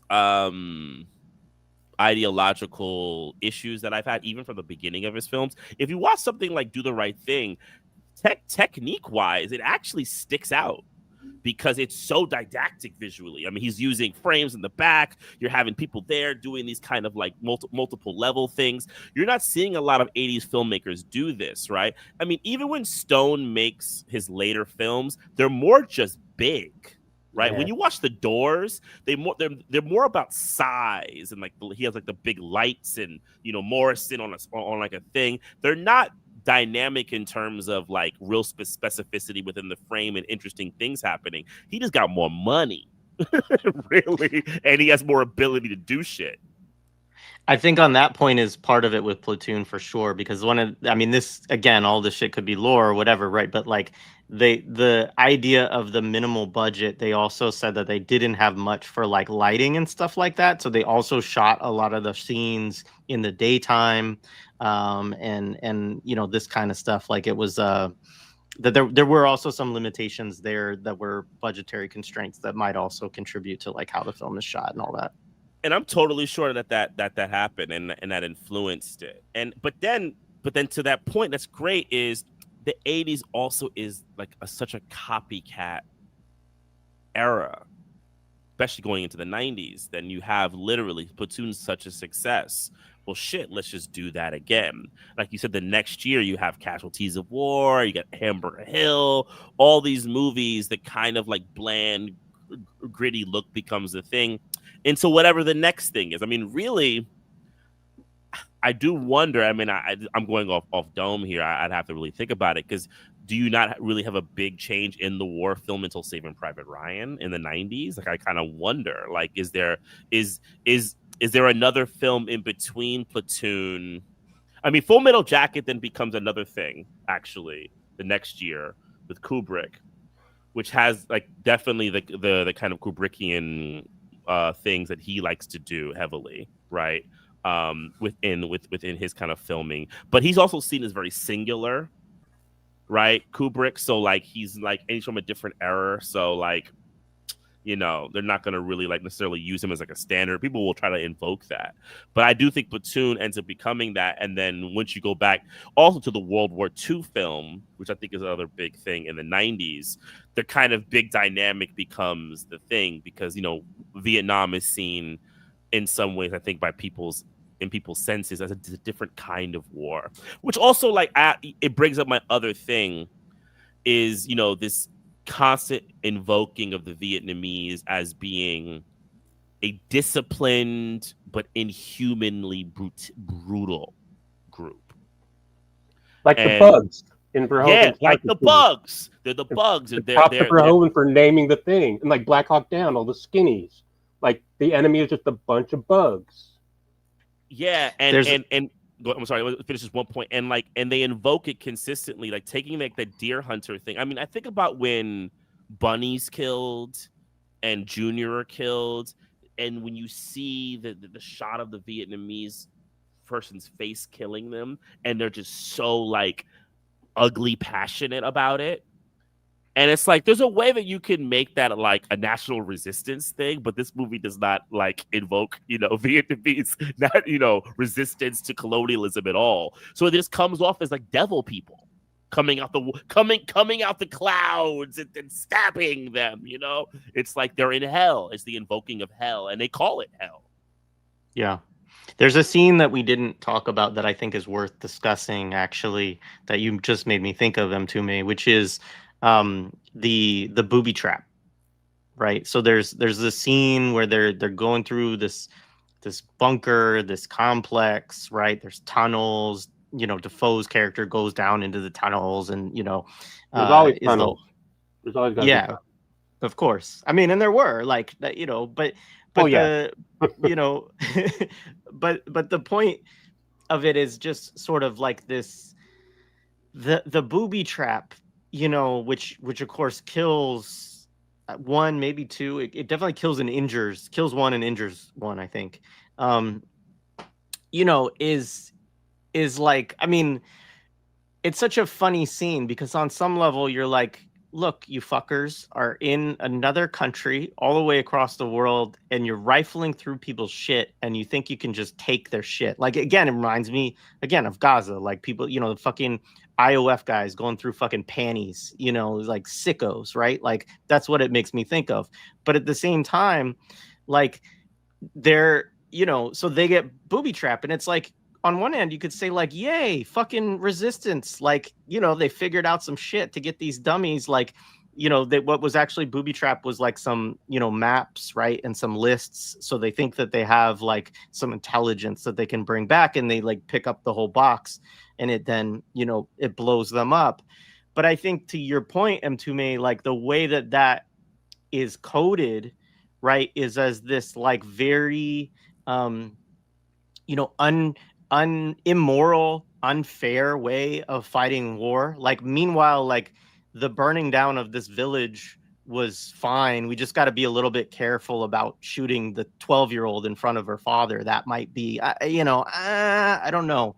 But like, it's this moment where you have these soldiers that are rifling through other people's shit, and yeah, it reminds me of, this like early on, or a year and a half ago or whatever at this point now, like in the West Bank, somebody implanted a Palestinian flag, and then they put an IED under it, and somebody like went and fucking, they knew some Israeli would come along and rip it up, and he blew up, right? And like, this is a thing, is like, it's a moment where I think, a real anti-imperialist, which obviously Oliver Stone is totally not, and this film and his other films like demonstrate that demonstrably, would be able to like, okay, like let's do something with these scenes, right? That like helps you like challenge or question the kind of, white dominant imperialist attitudes that lead people to think that they can go do this type of shit on other people's land and to other people's. And instead you get the opposite of like, there's something morally or there's something deranged, about the Vietnamese, that they have to like, they can't even fight in a like a head to head. Like they can't fight like men, right? They have to fight in this, I can't think of the word I want to look for, but it's like an underhanded fashion. It's an unfair sort of form of warfare, and like, fuck that shit. Yeah, and it's though it's this establishing of like innocence. I mean, it's right there in the tagline. Like, the first casualty of war is innocence was the tagline for the film on the thing, and that is immensely offensive, but very telling. Like, in the same way that these are all incoherent pastiches at one level of like the colonizer working out their own brain bugs, or like trying to reestablish a certain legitimacy and hero figure. It's trying to reestablish a certain innocence, and to do that, you have to paint like the Vietnamese and any resistance as like devils or bugs, or like unfair or sneaky, and or purveyors of atrocity, like it's Manny that sets them off as a My Lai. And like all these like incidents just didn't need any precursor. Like, the war was an atrocity, and it was from jump. Like, you're basically trying to defoliate a whole country with a fucking like a birth defect drug, from 30,000 from fucking B-52s. Like, you're leveling whole swaths of the country. Like, that's and that's an atrocity. But it's like to reestablish not only like a sense of innocence, which is like, so Vietnam was just a trial for like the GI conscience, for like the internal psychological dimension. Like, no, the first casualty of the war was the Vietnamese people, was Indochina. Like, not your fucking innocence, and you're not innocent to begin with. You're ignorant, like you're brainwashed, or like a true believer, and like atrocities were like, if you actually review history of Vietnam and GI involvement and knowledge, like it was atrocity from the get-go. They were aiding and abetting it and just doing it. Like, all these things when they were advisors, no, they were in the front seat of that Hornet, like dropping ordnance on villages. They were burning like just people alive from 30,000 feet with fucking bombs, So like this whole reestablishment of innocence and like the American is the victim, which is like it's fucking horrible. It's I don't have the words for it, but it's like one reason why my father, like, he just never positioned himself as a victim, even though it took him like 40 years to identify, and even like PTSD really wasn't in the vocabulary until like the 80s or 90s. Like, and even though he was living with all this shit, he never like convinced himself he was like innocent, quote unquote. He was a machine operator for a giant Imperial meat grinding machine, and his job was basically to repair pieces of the machine and get them back into combat. And he was a true believer when he went in, and like the narration kind of changed over time. And because I still have his letter that he wrote me, like in case he died, that would be handed to me at a later age, like a little airmail like envelope in his hand. And the narration when I read that letter in my 20s was very different. You know, it was consistent with who my dad was, but it was different than like, you know, how he was telling about the war then. Because by the end of his tour, he was not repairing the equipment, the GIs to go back in battle. He was basically inventing ways to like keep them in a hospital bed until they rotated home. You know, he was basically committing treason. And so like the fact that it was recognized as atrocity then in the 70s and in the 80s, like there's this weird like repositioning, like even the Vietnam syndrome, as though that was a thing America needed to heal from. It's just it's despicable and it's demented. Like, you know, the world majority, the whole world like knows like the fucking horror of empire. And like we even did like in like empire and imperialism was a much more common term in the 80s because like there was the Cold War. Like out of the primary definers, out of the establishment, it was always kind of lacing up the Soviet Union and the Warsaw Pact, like it's like the evil empire. But empire is on people's tongues, you know, and everyone knew it was like, you know, two empires, really. Or actually it was the U.S. and then everybody else like with like alliances of convenience or national struggles, and then the Soviet Union, which was dying, you know. But the idea of like recasting, so why, like I understand like my father now, like I'm not going to watch this movie ever again. I don't need to. You know, I get it. You know, and it's also uninteresting. Like once you like get it and you're outside the myth. You know, it's not even really that interesting in terms of like cinematography, you know, except as like a period document of like this is how demented the 80s were. But in terms of the 80s, like I kind of really want to quiz you into me on like the development pipeline because it takes years to make movies and it takes years to get money lined up for movies. So it's not like people saw the success of Platoon because there was a before and there was an after. Like the Academy Awards hit really big, and we can debate whether or not it deserved those awards or not. But the Academies, the Oscars are all about the industry, basically just every year ritualistically awarding itself for some reason. So it's just kind of congratulating itself on like whatever, you know, for whatever reason. But the pipeline like unleashed during the 87 like through 89 and then it shut off like a spigot and it would like died, you know, or just like went different. Like there were very notable occurrences then, but in terms of the development pipeline, like I'm very much interested in the way that these kind of like this ideological work, kind of when Stuart Hall basically points to the mechanism by which this hegemony, like these hegemonic and these like crises of authority like play out. Like it's easy to point and say like, hey, this is propaganda and it's doing this, and like say they are doing this, like they are making, like you're not actually discerning like how it works, because it's actually much more interesting, like the mechanics and the specificities of it. And I was wondering how much you knew about the development pipeline of these movies that all started coming out in 87, because they must have been already in development when like Platoon was in production, and you know, definitely before the Academy Awards and became like a thing, and Oliver Stone became a somebody. But like these were in development beforehand. So I was wondering like what you kind of knew about kind of the mid 80s development pipeline around war movies. Because then 90s was like boom over for Vietnam. Except like Dead Presidents peripherally, like mentioned it. Then like We Were Soldiers, like another regressive like movie from the 2000s, and it was all 90s were all World War II epics. But, you know, like 90 was like Operation, like the first Iraq War and like the fall of the Soviet Union, you know. But like I was wondering what you knew about in terms of like the pipeline that produced these.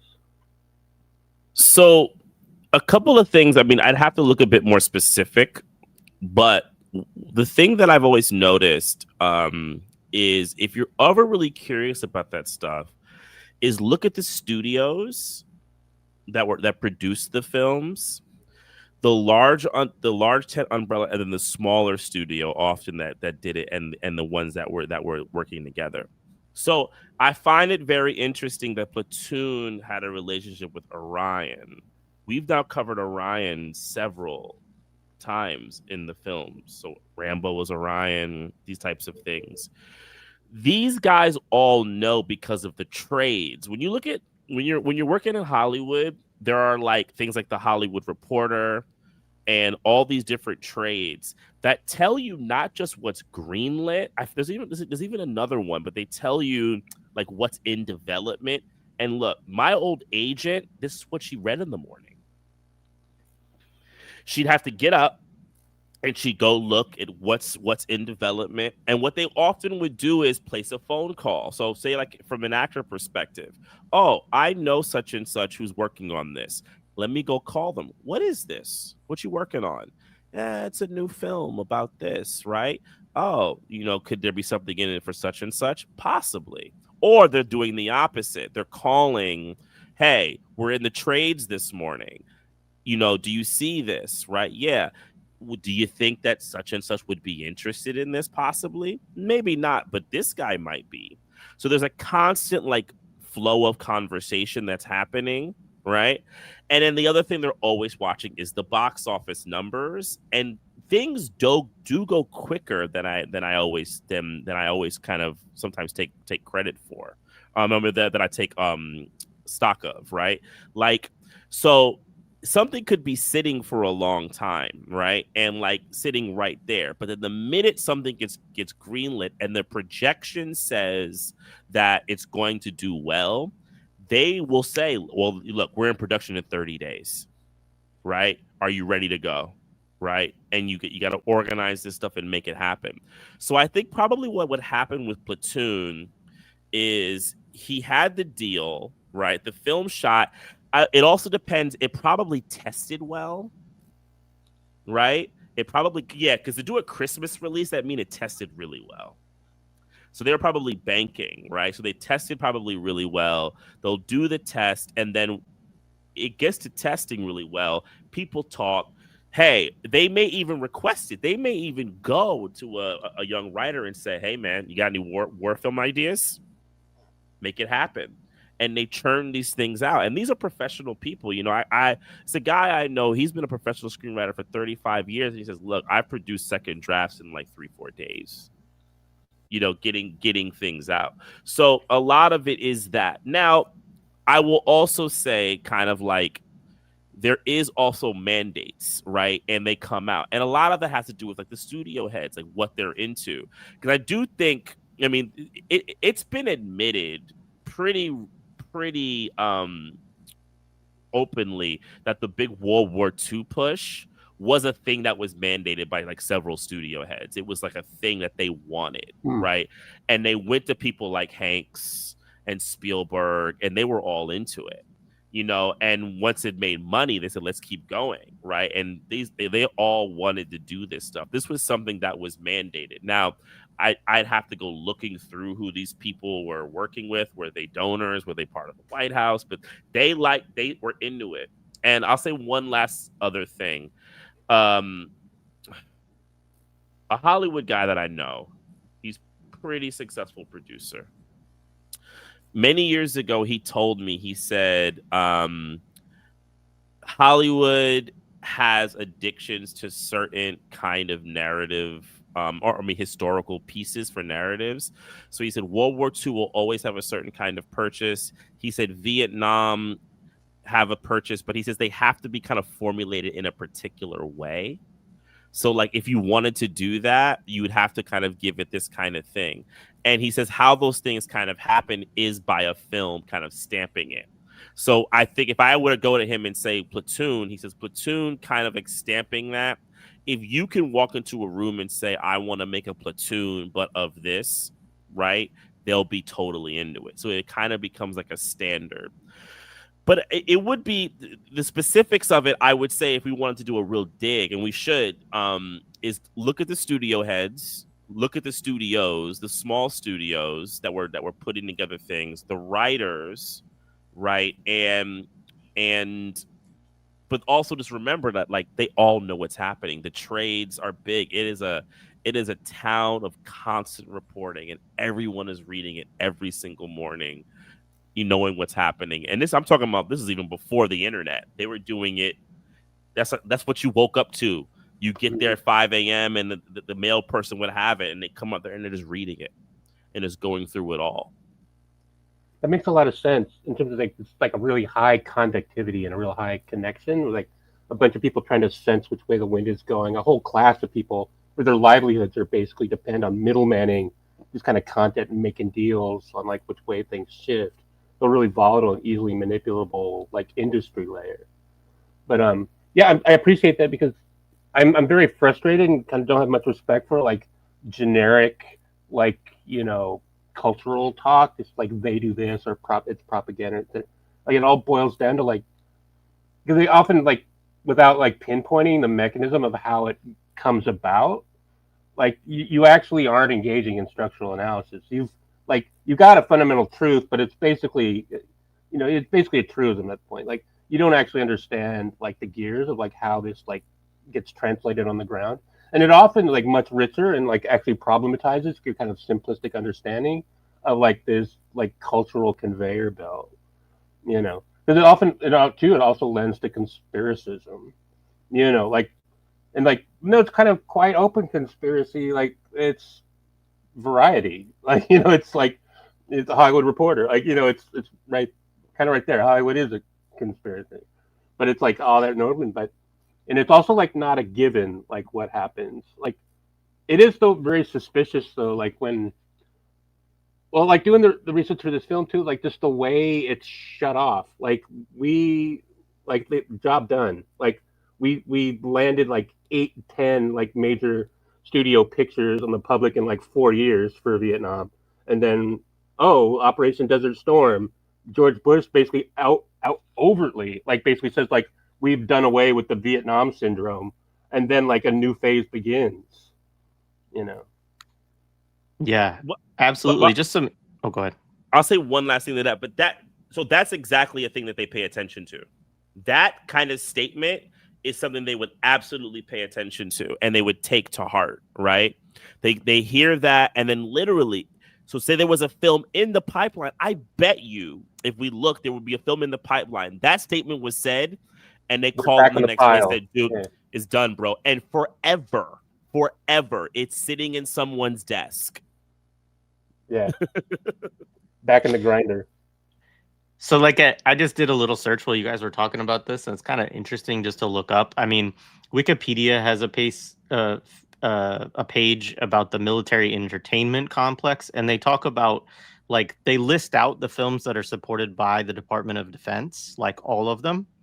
And they, just looking around too, it's interesting. Like they said that the DoD largely did not support Vietnam films, like just as a kind of in general, because of kind of what we talked about is like they wanted to get over Vietnam syndrome, and they really didn't like the kind of they didn't like Platoon, they didn't like Full Metal Jacket, like even though as we've talked about, like there's a lot that actually promotes imperialism within these types of films. Like you said, they're uptight, Brooke. Like they want to move past Vietnam syndrome and all of these films dragging up, kind of these, this is this war we can't quite get over. It's this like battle with the self. Like problem with liberals. And it's like, no, bro, you're like two hands, one fist, man. You got on the same project. Like it's actually helping you out. Yeah, so I mean, some interesting ones they did do in the 80s, like obviously Top Gun was a huge DoD project and like was a big hit for them. Like Biloxi Blues, Ernest Saves Christmas, The Final Countdown, Hamburger Hill is one the DoD promoted and supported. Indiana Jones and the Last Crusade, which we'll get to. Invasion USA, which is a Cannon film, a Chuck Norris film. License to Kill, the James Bond film. Karate Kid 2, which makes a lot of sense. We'll definitely have to do that one. Last Plane Out is another one. The Right Stuff, which of course is like, kind of Air Force, but also into like it gets into the, let's see, is that? Oh yeah, it's a big Air Force film. That's right. I thought I'd get into NASA at some point, but I can't remember. And then some stupid film called Twister's Revenge. But like a lot of like crap, right? Like in there, like some films that they think. I mean, like Top Gun obviously would be a big like that's a score for them, right? Like, you know, the hero aspect, the like the badassness of flying these fucking jets and shit like that, you know. But It being out simultaneously with Platoon. Like yeah, Top Gun was still in theaters like 7 months later. It was just a moneymaker, man. So I bet there's a picture somewhere out there of a multiplex like marquee with like both of them next to each other, like right across the hall. yeah.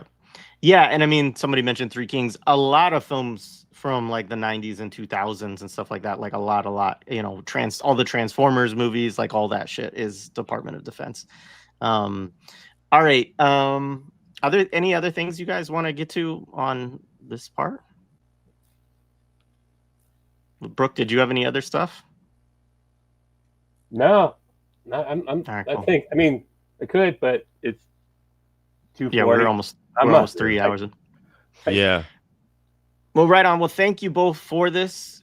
We are gonna make a little bonus episode that'll be up on the Imperial 80s Patreon either today or tomorrow, and eventually we'll get it on the Millennials and Within Our Gates patrons Patreons as well for folks that support us there. But if you want first access, then sign up for the Imperial 80s Patreon. But thank you, Brooke. This has been great. Really appreciate it. It was a lot of fun. Folks were also loving your commentary in the chat. So that was great to see. I had to stay out of the chat. I can't do chat on the video. Oh, it's hard. It's why I look like a weirdo sometimes, because I'm like reading the chat while people are talking. Yeah, no, it's not an easy thing to do. Don't recommend. All right, folks. Thanks a lot. Thanks everybody. We'll be back on Monday with Raiders of the Lost Ark with Amberine. So looking forward to that as well. Peace, folks.